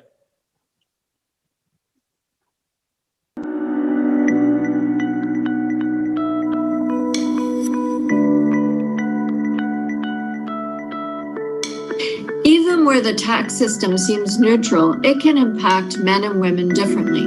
Women often earn less and are more likely to work informally or in non-standard contracts, especially in developing countries.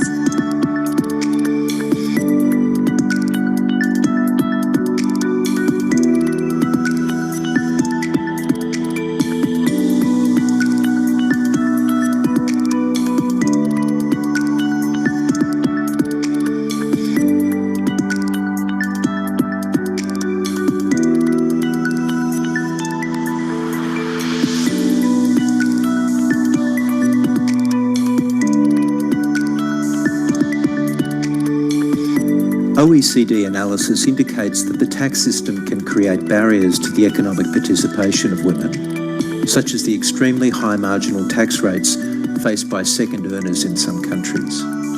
These barriers can have the effect of discouraging women from entering formal or full-time employment.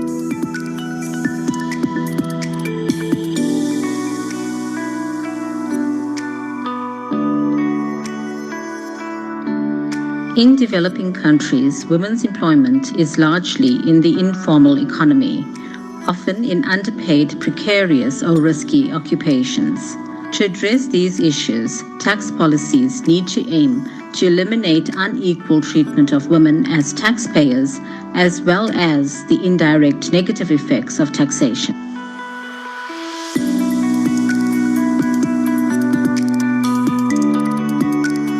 Adopting policies and practices to support gender equality is not an add-on or a nice-to-have. It's a fundamental underpinning of an effective organisation, delivering for and reflecting wider society.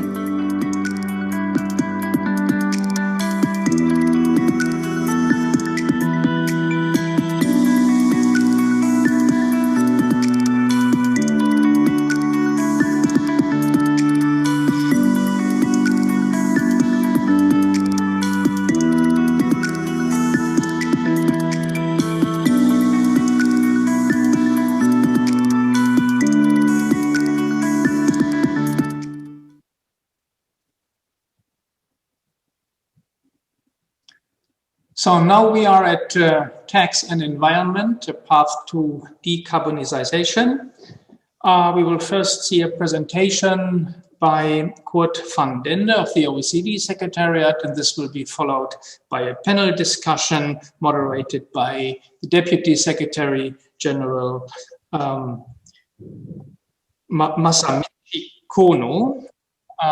First hand over to Kurt van Dende. You have the floor, please. Oh, sorry, Chairman. Thank you for having me. This is Masakono. If I may, and despite maybe the difficulty in your scheduling, can I provide one word of introduction and then have Kurt give the presentation? Thank you. And my great honor and pleasure to be here today. And well, it's a challenging hour because, of course, it must be getting very late in the Asia Pacific in particular. But please bear with me because this is an important subject. And well, you have been, or we've discussing tax policy from different angles over the last 2 days. But already several speakers actually noted that carbon taxes are useful and that they are a powerful tool in the fight against climate change that we are facing, and that a more intensive international discussion on carbon pricing, including carbon tax, is long overdue, and we should be having this discussion. So, but then I won't go into why we need to take more aggressive climate action, and basically what I want to say here is that, we all know that increasing the price of fossil fuels in line with its carbon content can be a very effective way of reducing greenhouse gas emissions or CO2 emissions, and proper pricing of carbon can really make clean energy relatively cheaper. And if you can have a growing clean energy sector, emissions will shrink, but you can create jobs. You don't need to compromise economic growth or development. And in a free market economy, carbon incentives by itself and brings coherence to our efforts to achieve our climate goals across all the economic actors. And so we'll be, of course, hearing from distinguished speakers later about where we stand and what we should be doing. But just to give you some basic facts, and I will skip some of the details. This meaning carbon tax being a useful tool. We find that actually we're taxing only 30% of CO2 emissions across the OECD and G20. And even if they are taxed, very often those are priced at below 30 euros per ton of CO2, which is actually at the lower end of our estimates of a proper carbon price. And moreover, well, again, without going into detail, we want to reduce the combustion of coal, for example, but the average carbon price for coal is just about 13 euros per ton of CO2. So there's no doubt that we are far short of what we need to achieve or realistically reach the goal of carbon neutrality by the middle of the century. And so the principal question here is why does it have to be so? Because we've been discussing the reduction of emissions for something like close to 30 years by now, but we're far behind. And how can we fix it urgently? And well, in a way, we know how to tax carbon, and basically, carbon taxes are in essence excise taxes that can align with the carbon content of the taxable fuels, and we can even make a calculation that if we want to, let's say, have a carbon tax of 30 euros per ton of CO2, that is equivalent to an excise tax on gasoline or petrol of 7 cents per liter. And so we can certainly make use of excise taxes, or we can implement an emissions trading system. We can, of course, combine this with a reduction in every form of fossil fuel subsidies. But this has really been difficult, and the difficulties often lie in politics, and of course in the context of concerns over the impact on vulnerable households, the regressivity of those taxes, and well, they're not always easy to overcome, of course, although I think there are many attempts to make the best use of the revenues from carbon taxes to increase support for vulnerable households. And in that context, we find difficulty in convincing our citizens that carbon pricing is necessary, that lower carbon alternatives will be made available and affordable, and that those transfers that we, of course, try to match with an increase in taxes are not undone by higher taxes elsewhere. So there's certainly a political challenge here, and communication is also all important. And then there's the business side, and well, businesses, of course, will certainly worry about higher taxes as well, but they will also worry about a level playing field, that if the business is located in a high carbon tax country, then you might want to locate the business elsewhere where there are lower taxes. We find those issues of carbon leakage, and then, of course, if you want to prevent this, you may try to make use of tools like border carbon adjustments. Now, time permitting, we may be able to go into that subject in more detail later. But what we really need is an international dialogue, and I think the inclusive framework can be a good convening ground for such discussion. And if we don't have this discussion, of course, as countries make their maximum efforts to work towards the Paris Agreement goals and the climate goals, then we can even trigger a trade war from this side. And the OECD is working extensively on those questions, and we'll be addressing those issues in various forms through evidence-based analysis, through policy recommendations. And in fact, recently we did some work involving the state of carbon taxation, not just in the OECD and in some select G20 countries, but also using information from 15 developing and emerging market countries. So what I would like to then ask is to my colleague Kurt van Dende. Could you please present our findings using some of our slides? Thank you. Thank you very much, Deputy Secretary General. I would be very happy to present our findings, and I will present our findings. I would just like to suggest, seeing that we are running late and seeing that one of our distinguished panelists has to leave at 3:30, that we reschedule a little bit on the fly, if that's amenable to you, and that we first go to the panel discussion so that we can hear from the panelists. And then at the end, I will talk about our OECD work on the measurement of carbon pricing. If that's okay with you, we switch the order around so that we can hear from the panelists. Surely, and excuse me for not minding the time enough, but no, actually, well, I've already mentioned our questions, so then we can immediately go to our panel. Now, I mean, this may be a tall order, but given the time constraint,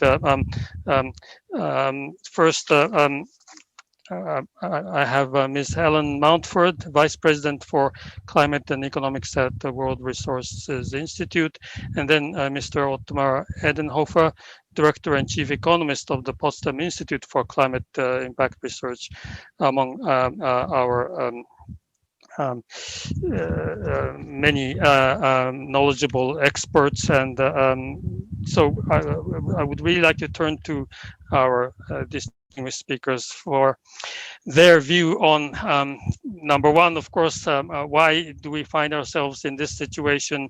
What can be done to fix the problem? And of course, please provide your insights for policymakers who, of course, will be facing this challenge. Can I ask Helen first, Ms. Mountford? Yeah. Certainly. Thank you very much, Deputy Secretary General Kono, and thank you so much for inviting me to participate in this important discussion.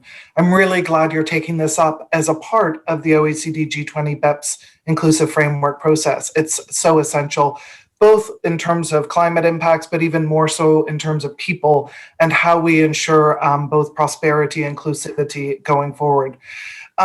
So, I mean, putting a price on carbon is really a very important way of actually addressing climate change. It provides the right incentives to reduce carbon pollution most efficiently and at least cost, and it can really help to spur innovation. And we've seen that in a number of countries that have been doing carbon pricing for 10, 15 years or so.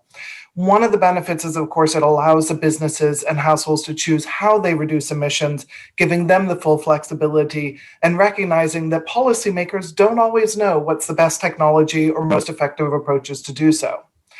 So one thing that is important to bear in mind is that while it is the most efficient approach to reduce emissions in many cases, it's not a silver bullet.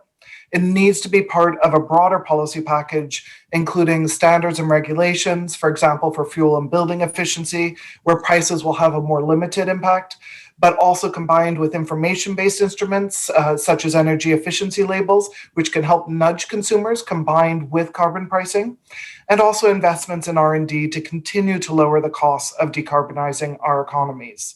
These are absolutely essential. The other one I would mention, which I know is dear to many in the OECD, is, of course, the importance of accompanying carbon pricing with phasing out fossil fuel subsidies and tax breaks, which basically are negative carbon price incentivizing pollution, subsidizing pollution. So these two need to go in hand. And despite the G20 agreement to phase out these subsidies back in 2009, so over 10 years ago, and APEC has agreed similarly, others have talked about it, we still, according to the OECD and IEA estimates, have something like $200,000 per year going to subsidize or provide tax breaks for fossil fuels. So there's still a lot of challenges in how we put together carbon pricing, what we're doing. It is moving, and the challenges you mentioned, I think we can address, and we can discuss further about those. But there's still a lot that needs to be done. Thank you so much. And actually, that really calls for horizontal coordination within the OECD as well. And of course, within governments, it has to be a whole of government approach, if I understood you correctly, and requires multiple action. Immediately to Mr. Otmar Edenhofer, I understand that you have to leave at 3:30. I'm sorry. So could you provide your insights? And of course, fast forward, I would also like to have you, of course, really provide your best advice to policymakers, and of course, particularly in this audience, who are tax policy experts. Please.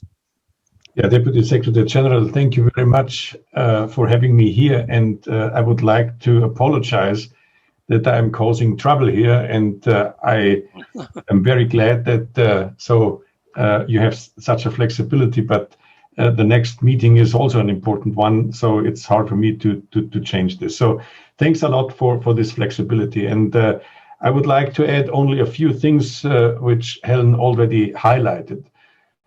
By the way, it's quite interesting. The year 2020 is an interesting one because exactly, and we are now at 2021, but last year, so we celebrated the 100th anniversary of the publication of Pigue's work on the Piguevian tax. So that's quite interesting. So after 100 years of this publication, we are now make rapid progress. So that's very good to see.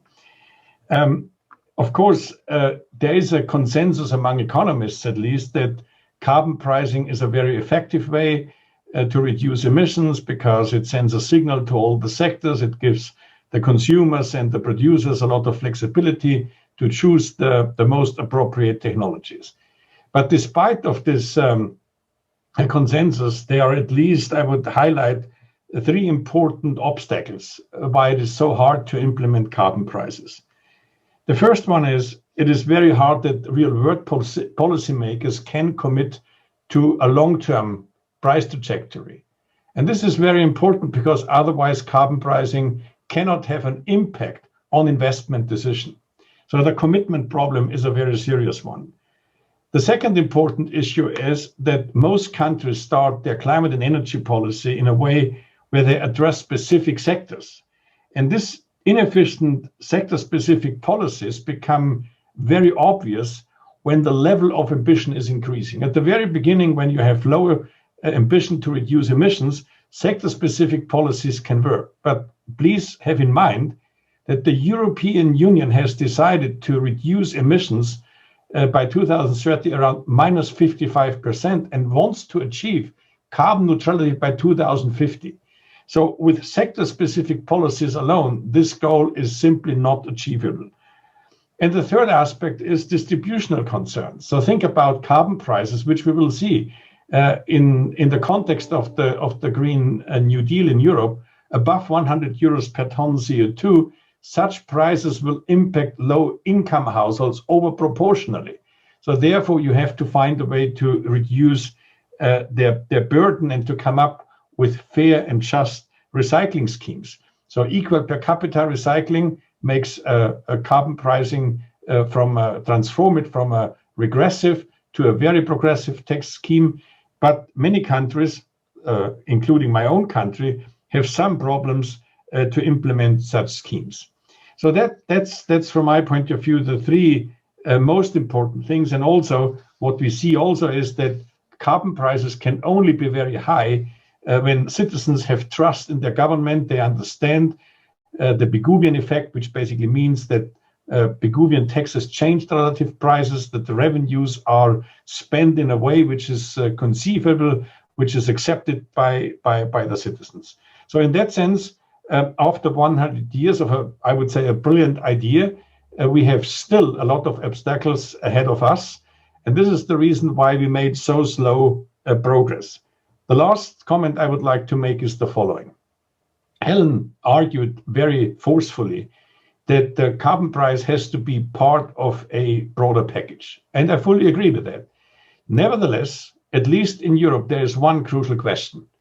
Do we see the carbon price as a backstop, which fulfills a role when all the other instruments do not longer work? Or do we have now the courage to give the carbon price the central role in climate policy, which might then be complemented by standards and so on? But here I would like to make one argument. Think about the transport sector. We have seen technology standards very forcefully to be implemented. And nevertheless, the emissions, at least in Europe, are still in the transport sector rising and rising. And this is due to the rebound effect. And therefore, all these technology standards can only work when carbon pricing becomes now a much more prominent role. And I think this is at stage. It's not to say carbon pricing is a nice to have.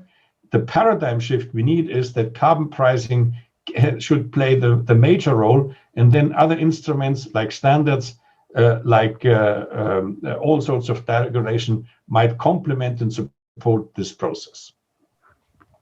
Thank you so much, Mr. Edenhofer. That's really revealing. And I'm tempted to actually ask you a follow-up question before you have to leave. That is, what do you think of emissions trading systems? And, of course, Helen already talked about fossil fuel subsidies, and I think, there's no real counter argument to the need to reduce fossil fuel subsidies. And by the way, for price signals to really work, as you mentioned, the longer term price trajectory requires that, of course, you have to have some certainty in the policies of governments over the longer term, and of course Mark Carney described this as the transition risk, but let's say we have to minimize that through, of course, more corporate disclosure, more standardized metrics for measuring progress, and of course, let's say information provided to the public, so that, of course, you have confidence in what the government says, and then, of course, prices will certainly be able to reflect the true cost of emissions for the longer term. But coming back to this emission trading system, or anything else that you have in mind, please, because as you said, there are other tools than, of course, taxes, but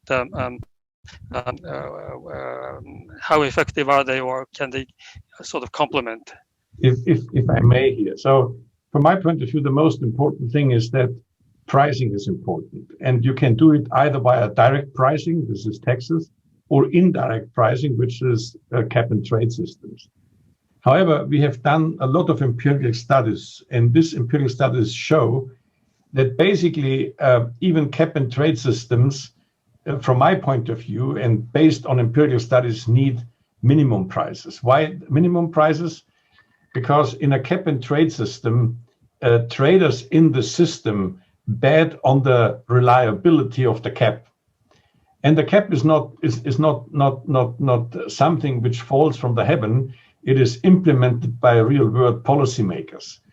And what we have seen over the last decade in the European emissions trading scheme, when the prices were very low to the financial crisis in 2008, traders speculate how reliable the cap is, and they speculate about the future scarcity. And only after, in the end, the Commission has withdrawn some of the permits due to a very complicated mechanism, and they see more reliability in the price, So then what we see now is the price is very effective, because in Germany we see now a quite rapid coal phase out due to this price increase.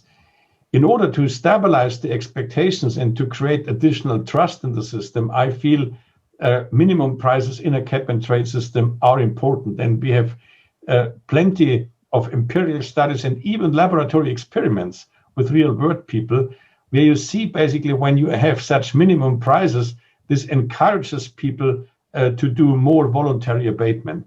So in that sense, I prefer to talk about price systems and then to distinguish between direct pricing via taxes. It can be done via indirect pricing, but in the end, you have to design both systems in a way that they work almost in the same way. So this is from my point of view. And so I'm living in Europe and I'm advising policymakers in Europe, and therefore I learned you can only be successful if you have an idea of hybrid systems. So it's very hard in Europe to survive with radical solutions. Yes, thank you.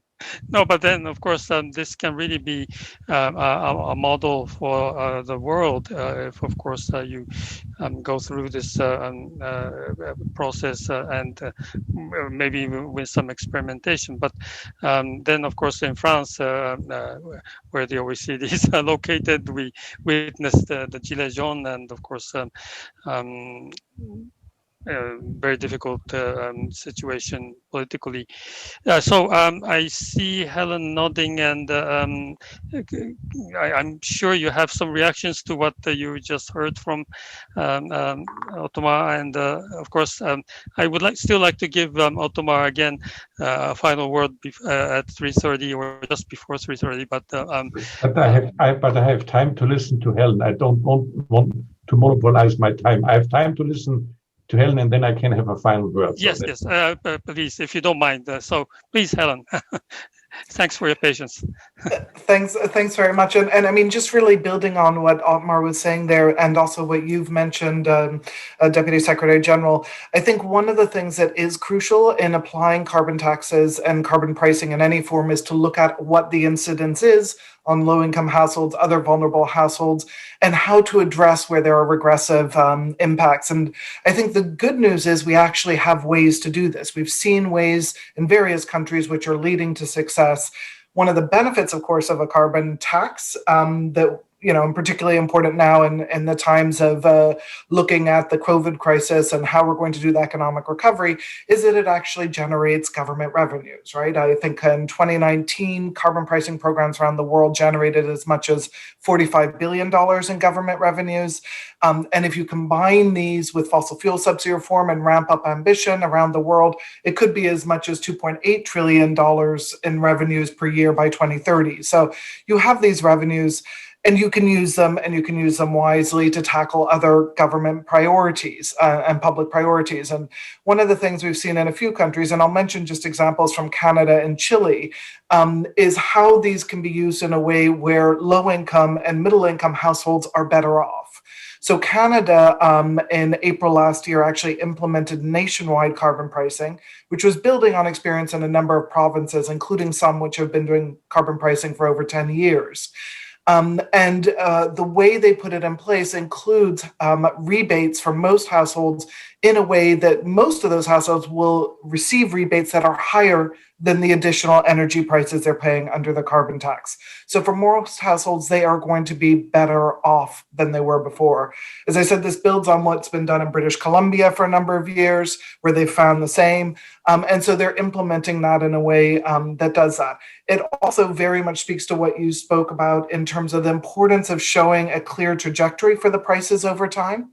So the Canadian government has announced that they will be increasing the prices from 2023. In 2022, I think it's meant to be something like around 50 Canadian dollars per ton. They're going to increase it by $15 per ton per year, reaching in 2030 something like $115 or $170 Canadian dollars per ton. So they've got a clear trajectory going forward, so businesses, households can adjust to that, can take actions which will actually help to lower their price, the price of that carbon tax on their operations. Chile is another example. They've had a carbon tax in place on thermal power plants, which in 2017 was something like $5 per ton, US dollars per ton, so not a lot. But it raised $145 million in revenues that year. And the government applied the carbon tax in a way that actually increases the cost for large power companies, but did it in a way which lowers the tax burden for individual consumers. Again, trying to address some of those equity concerns and ensure that householders and consumers are well protected through that. So we've got examples, there's many more around the world, but I think there are ways in which we can actually tackle some of these concerns about the regressive nature of taxes and do so successfully.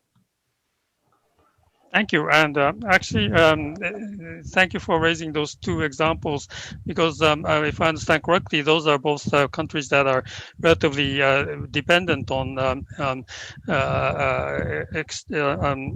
oil production or use of coal. And if you can really cite those good examples from those countries, I think the OECD can help to disseminate this knowledge, and also, of course, to find other good examples of how to make pricing work, which can be a part of our, let's say, whole of government and whole of OECD campaign to really correctly price carbon without causing, of course, those issues of regressivity or stalling development. And by the way, if you don't mind, Ellen, just one word. I mean, what about border and carbon adjustments? I mean, this is something that, of course, is to create a level playing field across countries. Now, whether you have any particular insights on this subject, it is controversial. It can actually even trigger a trade war. But what would you say? Yeah. Otmar, yes. Regarding the carbon border tax adjustments, I have to say I'm quite reluctant. If basically we only talk about this as a tool to penalize the imports, and there are a lot of problems here with that. And therefore, I don't want now at the last few minutes go into the technical details, but it seems to me that we are well advised before we impose carbon border tax adjustments. We are very well advised to seek a better way to cooperate. And now we have, with the new government in the United States, a splendid opportunity to create a much more cooperative approach. Because in the end, I think this idea of a carbon club, where basically people coordinate the minimum prices on carbon and increase them gradually, and even provide transfers to other countries who cannot afford high carbon prices, is a way to facilitate cooperation. And we should have in mind that the climate problem is in the end a global problem and needs at least cooperation among the most important emitters. So my feeling is that this carbon border tax adjustments might be used, so to say, as the threat point, if you like. But in the end, the approach should be enhancing international cooperation. It seems to me that that's much better and much wiser than basically embed carbon pricing and climate policy in the context of a trade war, which is always at risk. Every tariff asks sometimes for retaliation. So in that sense, I would prefer that approach. And a last and a final word I'd like to highlight here is, I would like to congratulate the OECD to put the energy taxation and the Pigouvian taxation, carbon pricing, into the context of sustainable development and provide a framework for this inclusiveness. It seems to me that's quite important. And we should have in mind that based on our empirical studies, of course, people need let's say, an understanding that carbon pricing is fair, needs some compensation, and this was elaborated by Helen very clearly. But in the end, also some people or the public also ask for investments in sustainable development, in infrastructure, in access to water and electricity, and even the revenues from carbon pricing can play a role in many countries. And in that sense, I was quite pleased to read this report. And again, I would like to congratulate the OECD putting the whole carbon pricing issue in such a convincing framework. And again, I apologize that I have scheduled my day in such a way that I can no longer attend here. And thank you very much again for the flexibility. Oh, thank you so much for that great message, and certainly, actually, that's a great message for the inclusive framework, because, of course, you've certainly given us some homework which we can do, which can be an OECD value added, and which can also be good for the world. So, thank you so much for your time, actually, and please don't no apologies here, but rather a great thank you for your participation, Otmar. With that, can I now continue? Perhaps, Helen, can you stay on for a while? Thank you. In that case, happy to do so. Yeah. Thank you. So, with great thanks to Otmar, could Kurt then quickly present his slides, maybe? And then I would like to give the closing word to Helen, because, of course, you will have something in reaction to the slides as well, I think. Thank you. Bye-bye. Well, thank you, everyone. Thank you, indeed, Mr. Kono and Helen and Otmar. Very happy to now give a presentation on the report that Otmar Edenhofer just referred to, which is called Taxing Energy Use for Sustainable Development.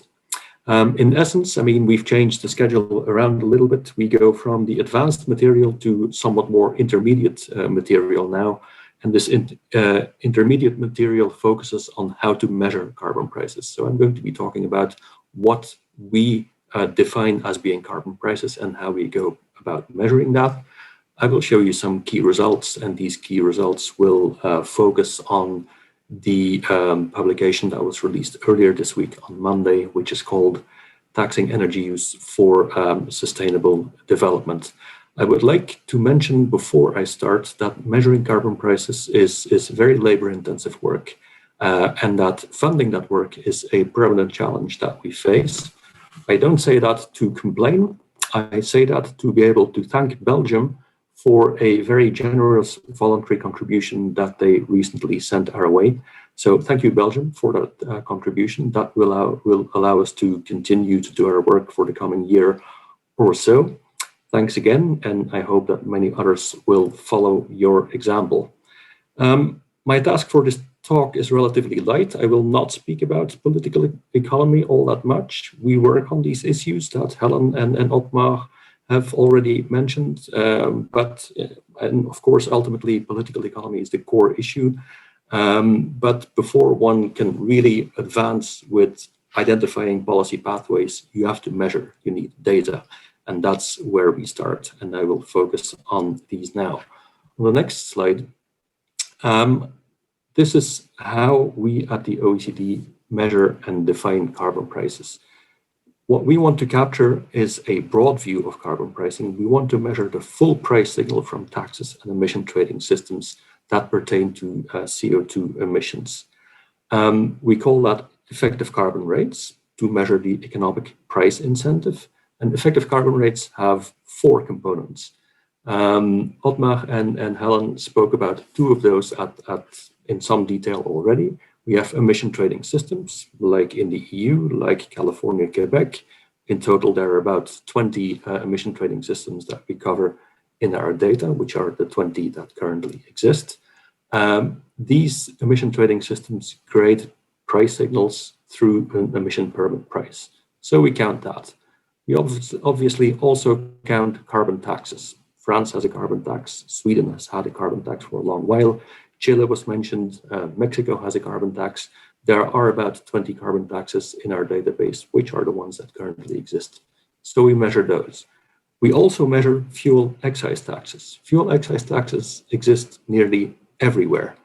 So the numbers there are orders of magnitude larger than 20.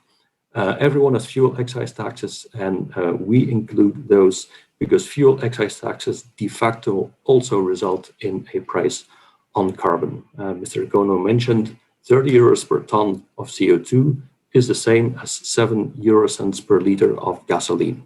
We have similar numbers for all other fuels. So you can always go from euros per ton of CO2 to euros per volume of carbon-based fuel.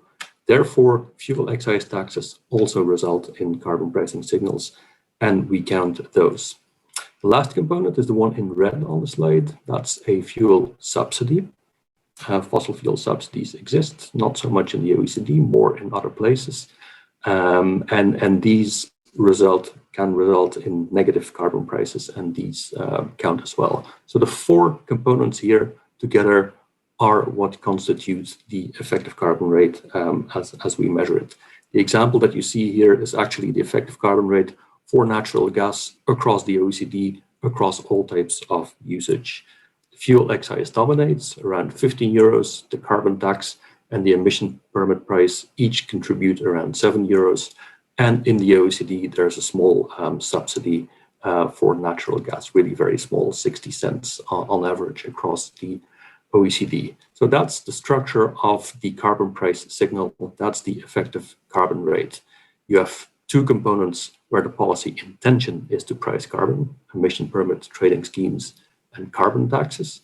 We have two other taxes and subsidies where the policy intention can be to raise revenue or to pursue social policy objectives. The policy intention is not to price carbon, but the policy result is a price on carbon. And we focus in our measures on the result.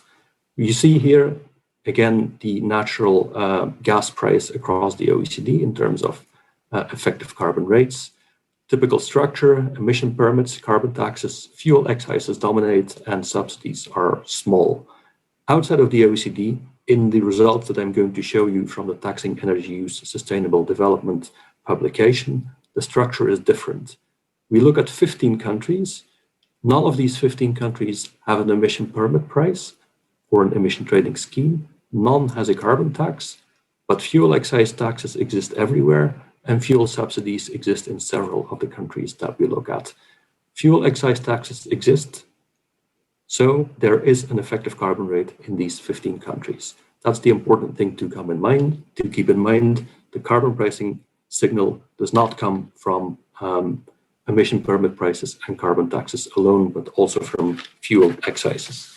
If we go to the next slide, what's the scope of our empirical work? Well, we aim to be comprehensive, systematic, and detailed. We cover all OECD and G20 countries except for one, and we now also have 15 non-OECD, non-G20 countries.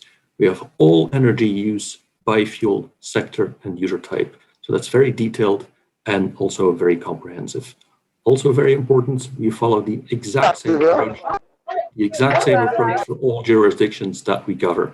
And by that virtue of having the same methodology all around, we can compare results across countries without any problem. The next slide details why we do this work. Performance indicators, I will show you some of those. How are we doing with carbon pricing?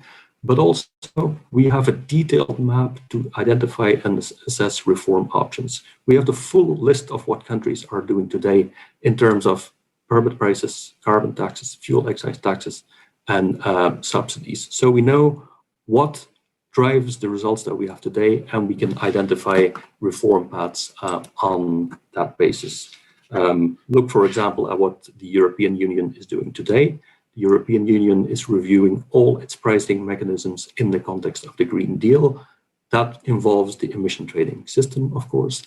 That also involves the Energy Tax Directive, and the Energy Tax Directive is about carbon taxes and fuel excise taxes. So the relevant policy context for carbon pricing reform is fully described in our statistics.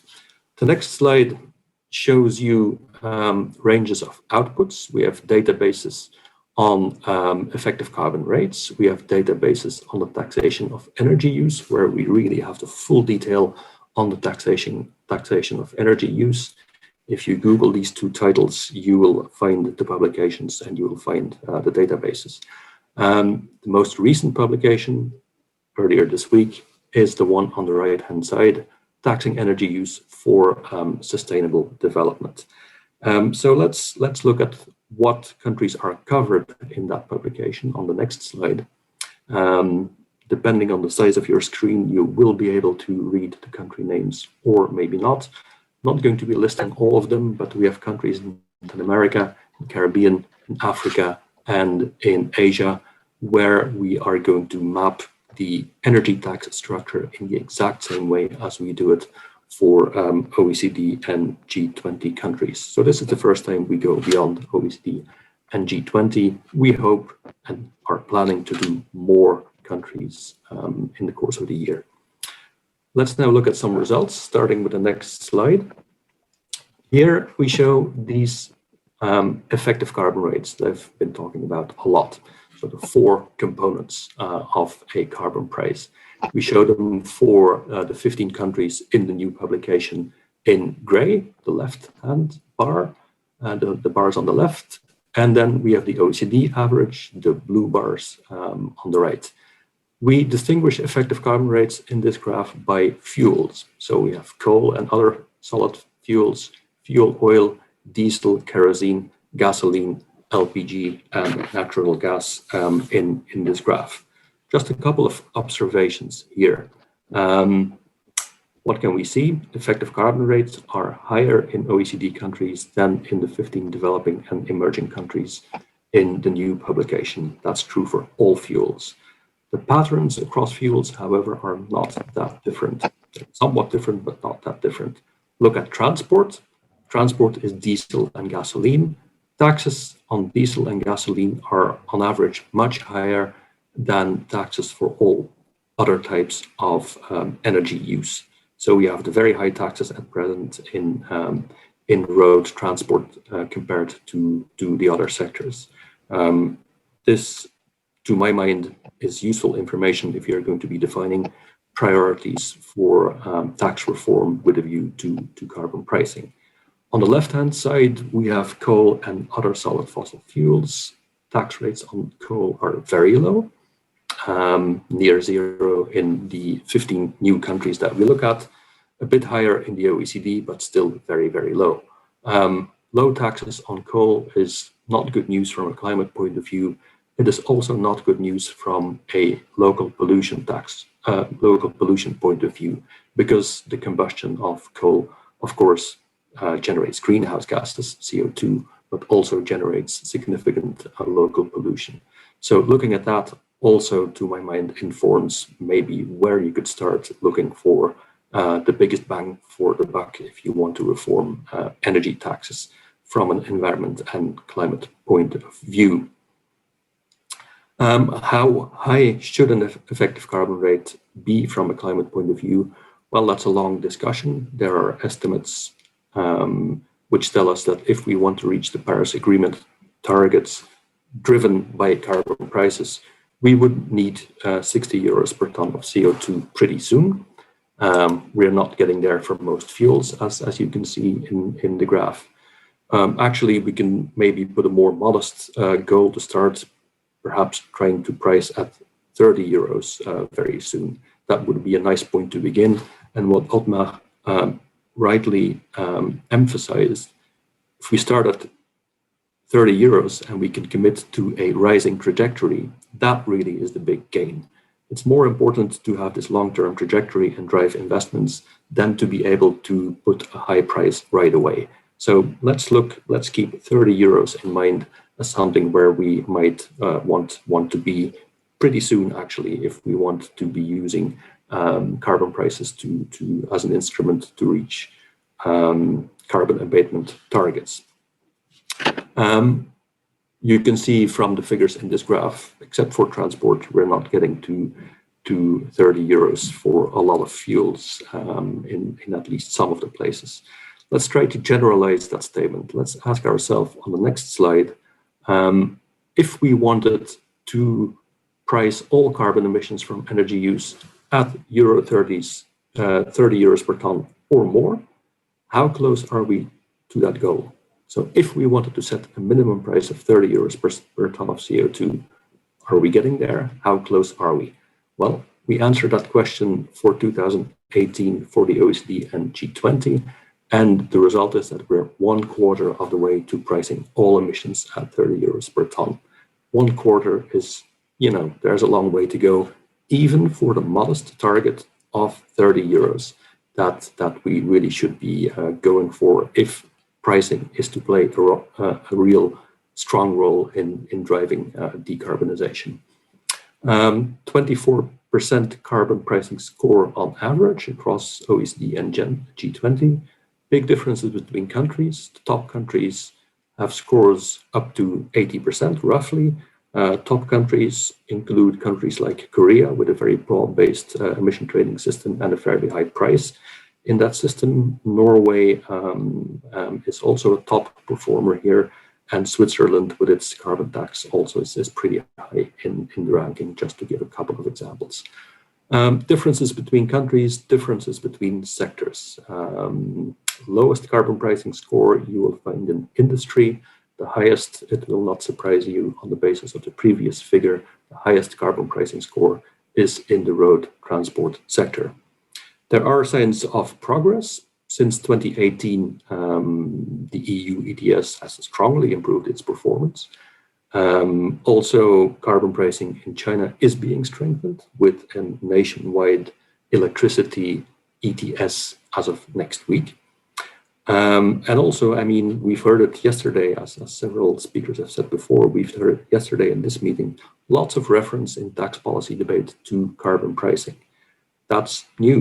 This hasn't always been the case, and it's very encouraging to see that the carbon pricing notion is being mainstreamed in tax policy debates, because that's what we need to make progress. Okay, that's about price levels. Lots of tax policy people in this meeting, so let's talk about revenues on the next slide. Carbon taxes result in price incentives. They also result in revenue. There's nothing wrong with raising tax revenue, as I think most people in this meeting would agree. How much revenue? Let's look at the bottom of this graph. In the OECD, on average, we have around 1.5% worth of GDP of net energy tax revenues.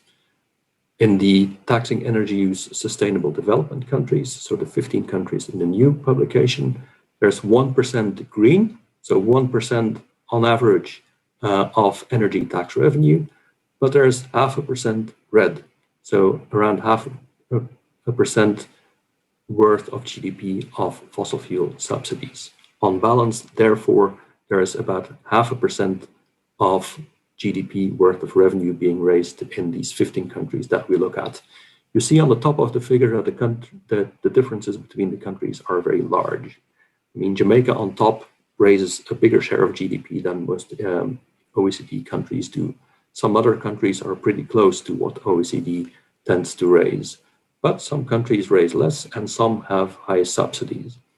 Ecuador and Egypt are being listed there with high subsidies. I should say this is 2018, and since Egypt has made tremendous strides forward in reducing these fossil fuel subsidies. So the red bar in Egypt is considerably lower now than it was in 2018 for the year for which this graph is constructed.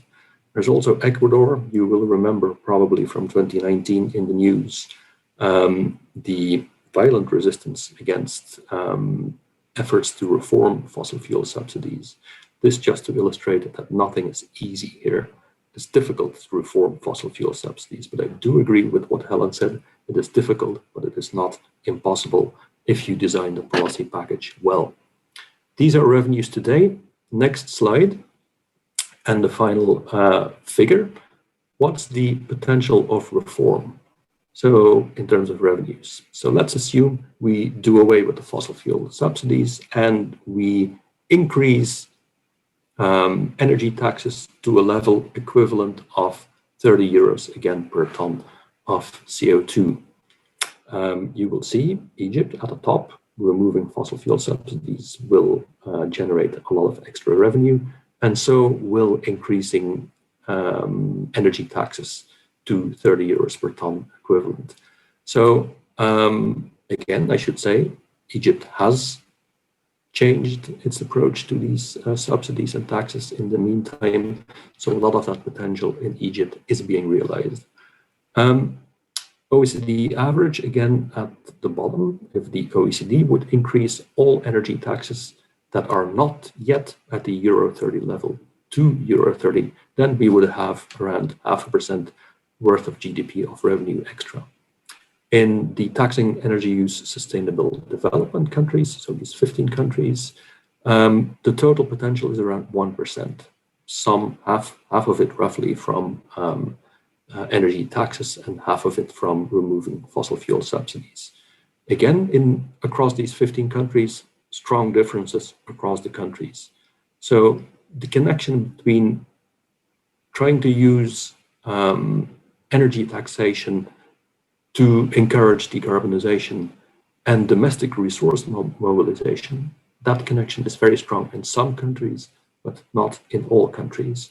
You see Uganda, Costa Rica there, the potential from increasing to 30 euros is not very large in terms of revenue. Why is that potential not very large? Well, because maybe taxes are pretty high already, or because the energy mix today is not very carbon intensive. If your energy mix today is not very carbon intensive, introducing a carbon tax is a great way to keep it that way. So it's still a very useful instrument. And I will now, on the last slide, wrap up.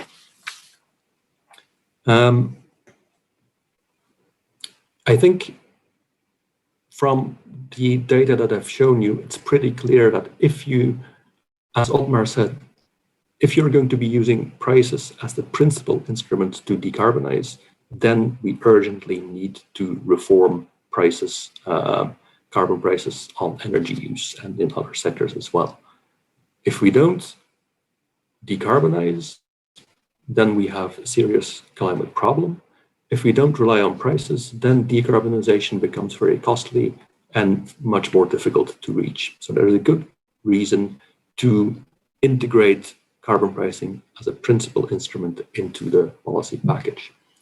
Where can you start? Well, you could look at current taxes and just try to align them a bit more with carbon content without immediately focusing on a higher price or more revenue. You could, after that, move to higher prices and then raise more revenue. And then what becomes essential in the political economy is to use the revenue to improve public support for your reforms. What improving public support means in terms of revenues really depends on the jurisdiction. Maybe it's lower income taxes, maybe it's higher social benefits, maybe it's higher investment in infrastructure or other things. It's context dependent, but in all cases, it's essential to think about that. This means that we need to integrate carbon pricing with tax and spending policy reform. So it's a matter of tax policy and fiscal policy really to think about how to make carbon pricing happen. It's a matter of tax policy and fiscal policy. As Otmar said, and Helen also said, you can design the best inclusive tax reform policy package, but if your citizens don't trust the policy package, then this will fail. So building trust is the essential prerequisite for successful tax policy from a climate point of view. With that, I will end my remarks, and thanks for your attention. Thank you so much, Kurt, for your inspiring presentation. And I really have to apologize for going beyond the closing hour. And thank you, Helen, and thank you all for staying on. But Helen, thank you for your patience. But will you have maybe your takeaway from the presentation as well as the discussion, and of course your final message to policymakers? Can I give you the floor? Thank you so much. And I will be very brief. I do want to say a huge congratulations to Kurt and the whole team there at the OECD. I think the information that he's presented to us today from that work on effective carbon rates, the work on effective, taxing energy use, and the work that OECD does on fossil fuel support and tax expenditures is just fantastic. It enables the transparency, the understanding of what's in place in different countries, comparing, understanding lessons learned between countries, how this can happen. So it's such an essential resource base, not just for the countries and the policymakers online, but also those of us in the think tank and NGO community to understand what's going on. So thank you for that. I mean, Kurt really emphasized how far we are from where we need to be in terms of pricing carbon, which is correct. I would also like to just stress how far we've actually come. When you look back at 2004, we had less than 1% of global greenhouse gas emissions that was under any kind of carbon price. In basically 15 years, 16 years, we now have almost a quarter of global greenhouse gas emissions, not just the countries that the work Kurt and team are tracking, but globally, we have about almost a quarter that is under some kind of carbon price, and those prices are increasing. It's very strong in the G20 countries, and I think it was Argentina and South Africa started carbon pricing in 2019. So there's definitely momentum and movement building there. We definitely need to do more, and we need to set out those trajectories, as Kurt and Otmar said, and yourself. How do we actually provide clear, transparent information to companies, to households on how the carbon price will continue to increase over time? It's critical to get support for it and to ensure that people respond appropriately. But also, how do you use those revenues strategically so that you can actually ensure you do have that support and you tackle other challenging issues?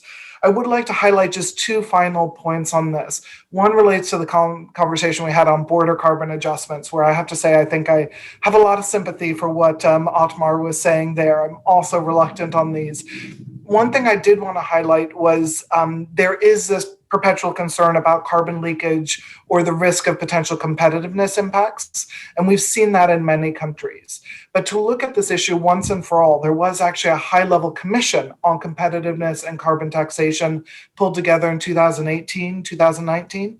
And it was primarily made up of business leaders. It was headed by the CEO of Mahindra, which is one of the largest business operations in India, and the CEO of DSM International. So strong business presence. And the main result of that commission was that they found from the evidence that they reviewed that putting a price on carbon pollution does not curtail industrial growth or prompt polluters to move to countries that do not charge such a price. So there is not a lot of evidence out there that there are these competitiveness impacts. And as we go to a world, which as Kurt outlined so beautifully, we have very complex ways of pricing carbon and energy, not just at the national level in different countries, but also at the subnational, different states, provinces are doing different things. The ability to actually track and to be able to understand what the carbon content is of a given good, as you would need to do with a border carbon adjustment, such as a car coming from one country and being imported elsewhere, to understand the various levels of explicit and implicit carbon and energy pricing is not easy. So putting in place a border carbon adjustment would actually be extremely complex. The one piece of good news out of that is, as we're looking to generate jobs around the world, if you want to generate a lot of jobs and trade in terms of environmental trade lawyers, in terms of environmental accountants, this is definitely a way to go about generating that. So that is one concern. Beyond that, I do think in terms of using the revenues well, we've talked a lot about how this can be used to help support low-income and middle-income households, vulnerable households. I think one of the other things that's absolutely essential is to actually use it to help support a just and equitable transition. So we are, with carbon pricing, with climate policy, we are actually looking at major structural shifts in our economy. We shouldn't pretend we're doing otherwise. If you're not able to shift the economy in the ways that we need, we will not tackle climate change successfully. The good news is we're well on that track, right? We're moving in that direction.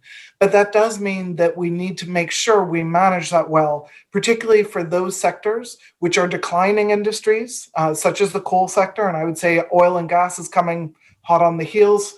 These are declining sectors as other sectors grow. We've got new technologies, new clean alternatives that are growing. But so one of the ways we can use those revenues well is to help to manage that transition for coal workers, for the communities, to ensure they have other opportunities. It's not that we want to go back to coal. Similarly, we have computers now. We're not trying to push to go back to typewriters, but how do you actually manage that transition for the workers affected? So I think that's something which I would put forward as a very important consideration. But thank you so much again. I'm really excited by this approach that OECD is taking, and through the BEPS Inclusive Framework, to look at carbon pricing, the role of this in ensuring a much more inclusive, low carbon, and strong economy for all. Thank you so much for inviting me here today. Thank you so much. That's excellent, Helen. This is really, well, and not just on the high note that we can finish this extremely interesting and rich discussion, but also, of course, more work for the OECD, more work for tax policy makers, and of course beyond, because of course we need to really to somehow enable a transition of our economy, our society, and globally that is. So really, thank you so much for that powerful call. And so I think I have to wrap up, of course, and I'm really sorry again, Mr. Chairman, for prolonging it, but this has really been wonderful, and I thank you for your indulgence. I thank the audience for your indulgence, and of course we'll continue the discussion. So over to you, Mr. Chairman. Thank you so much. Thank you very much, Deputy Secretary General, and also thanks to all the speakers for this very insightful discussion. And I'm very sure that tax and environment, and in particular carbon taxes, will keep us busy for many years. So we are a bit behind schedule now. We had originally planned to have 2 polling questions. We will skip that, and I would rather like to give delegates an opportunity to comment on this very interesting topic and this very interesting discussion. So let me invite delegates. The floor is open for comments on taxes and environment.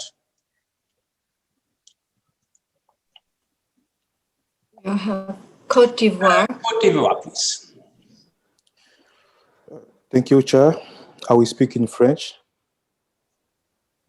So you must activate your interpretation function.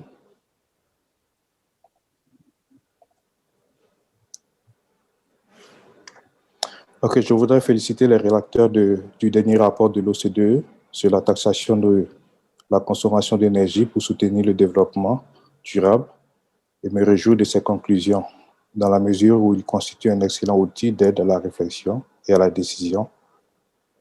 En ce qui concerne la Côte d'Ivoire, il faudrait rappeler que mon pays est parti à l'accord de Paris et à différentes initiatives en matière de protection de l'environnement et du climat.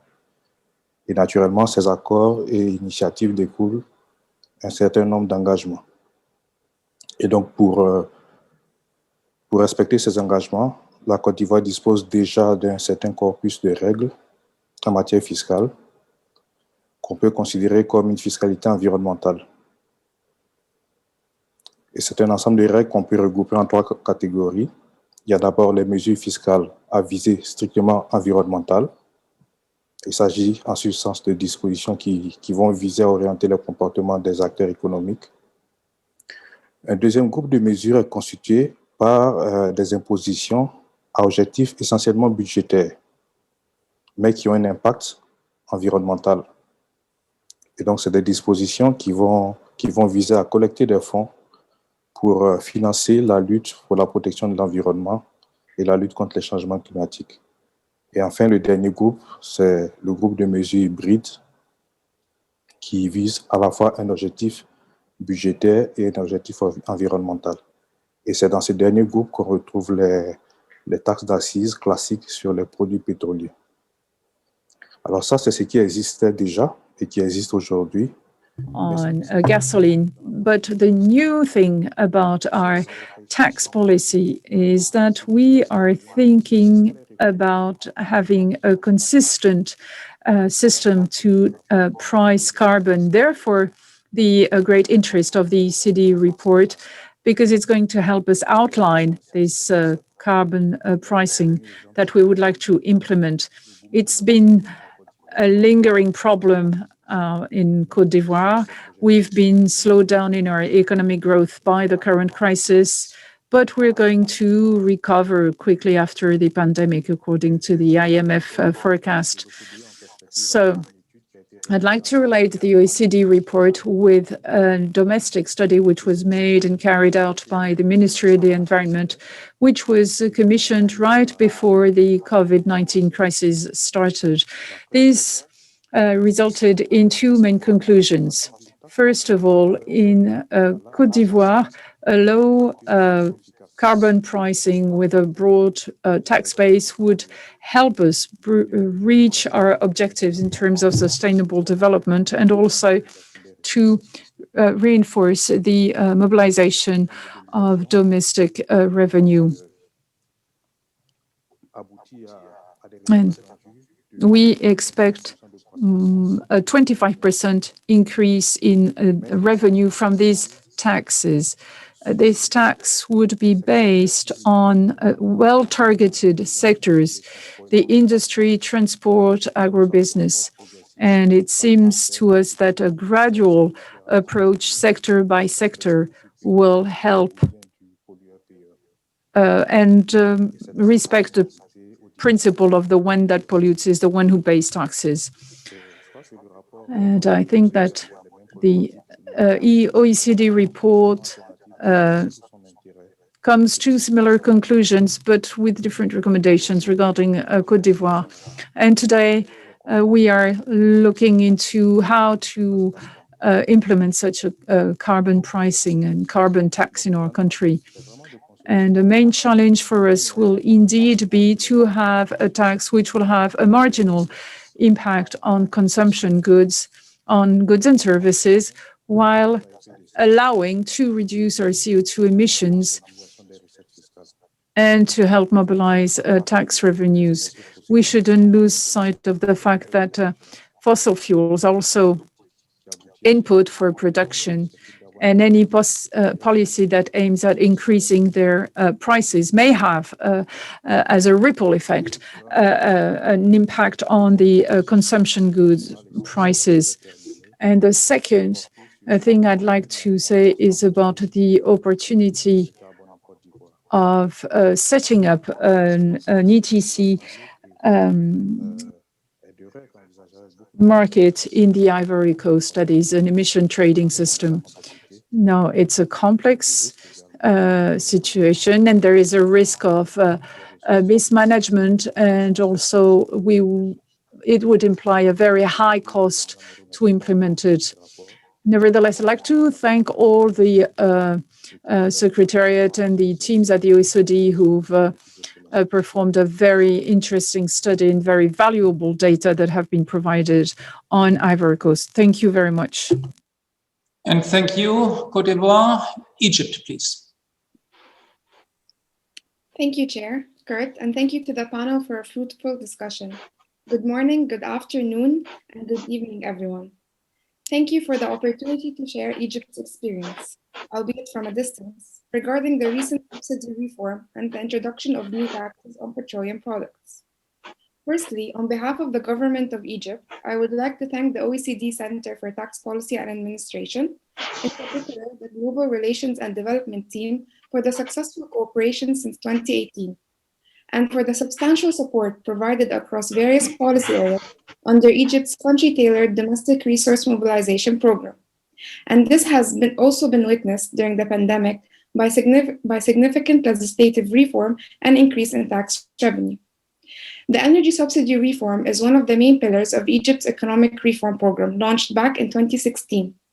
Since then, as fuel products remain heavily subsidized, Egypt has taken great strides in implementing its reform strategy throughout 2019 and 2020 to eliminate subsidies completely. The fully fledged reform program helped narrow the fiscal deficit and has contributed in almost eliminating the petroleum trade balance deficit. In addition, it managed to significantly cut the energy subsidy allocated for petroleum products for the current year's budget to $1.8 billion down from $3.4 billion forecast. It is worth mentioning that the collapse in global oil prices and price hikes for electricity companies have given the government room to cut fuel subsidies while reducing energy prices for manufacturers to help them weather the COVID-19 storm. This has also caused production to pick up, contributing positively to the state budget. The fiscal saving resulting from the reform has enabled the Egyptian government to prepare economic stimulus packages to face the economic setbacks caused by the coronavirus pandemic and to allocate more funds to education and health. In 2020, Egypt also applied green tax on fuel products, expecting to generate around $351 million in additional revenues in 2021, which will be allocated towards the state treasury to support social and economic projects to ease the burdens on citizens and support the economic sectors amid COVID-19 crisis. Following the application of green tax, Egypt issued its first green bonds of $750 million, which was 5 times oversubscribed. In addition to achieving higher revenues, green tax is considered a stepping stone to demonstrate the Egyptian government's commitment to transform its economy into a green and sustainable form. To conclude, from Egypt's perspective, I would echo the OECD's findings in its recent report on taxing energy use for sustainable development, that developing countries could definitely raise much-needed public revenues while cutting emissions and air pollution by making better use of energy taxes and reducing energy subsidies. Thank you. Over to you, Chair. And thank you, Egypt. Kenya, please.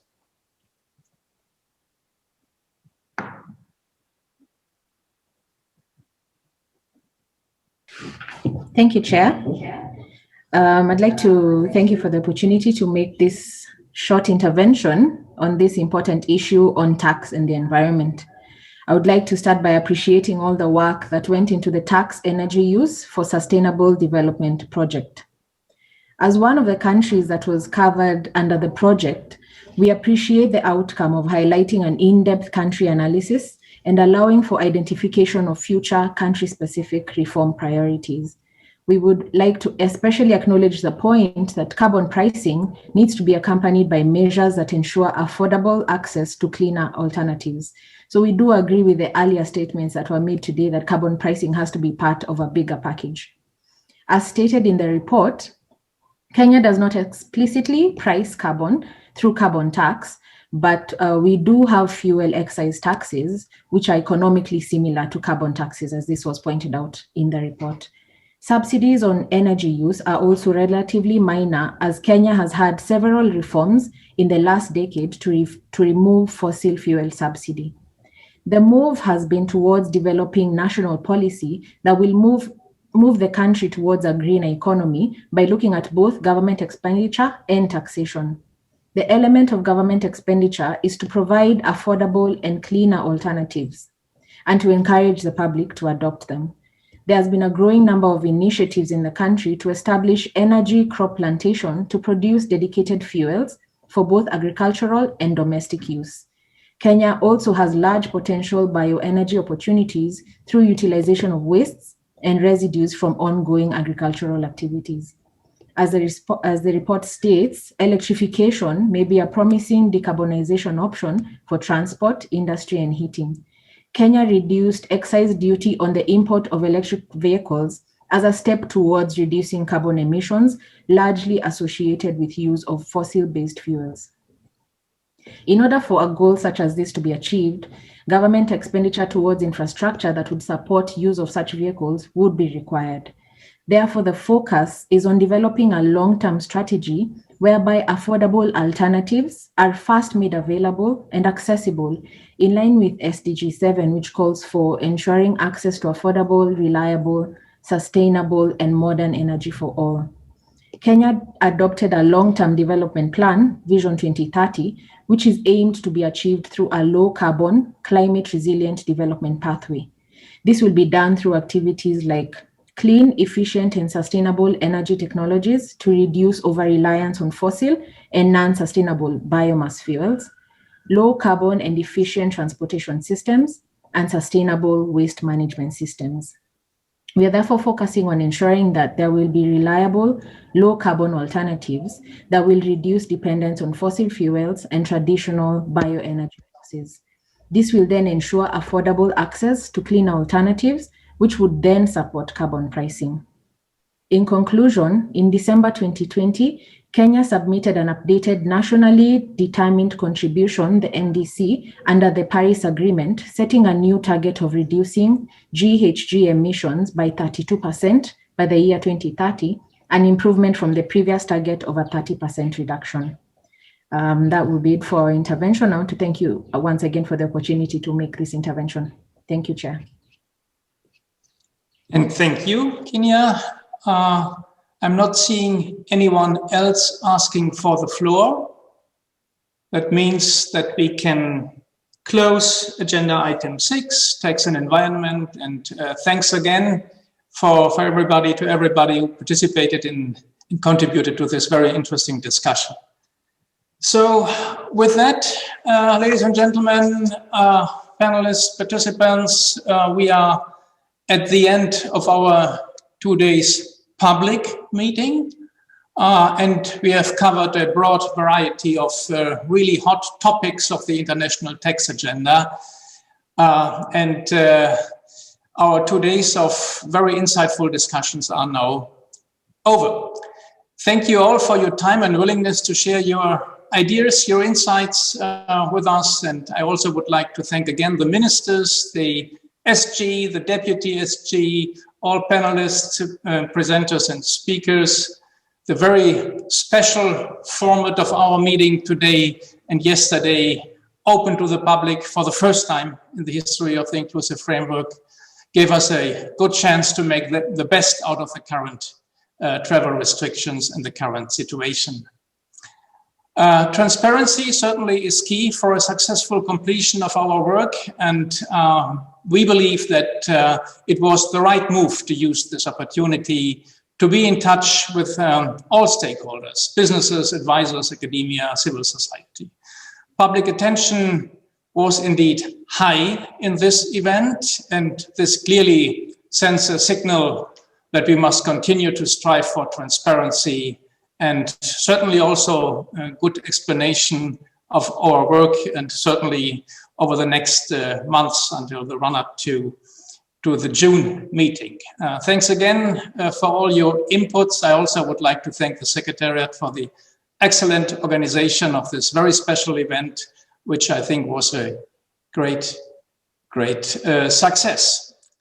So with that, I say goodbye to the public audience for today and wish you all the best.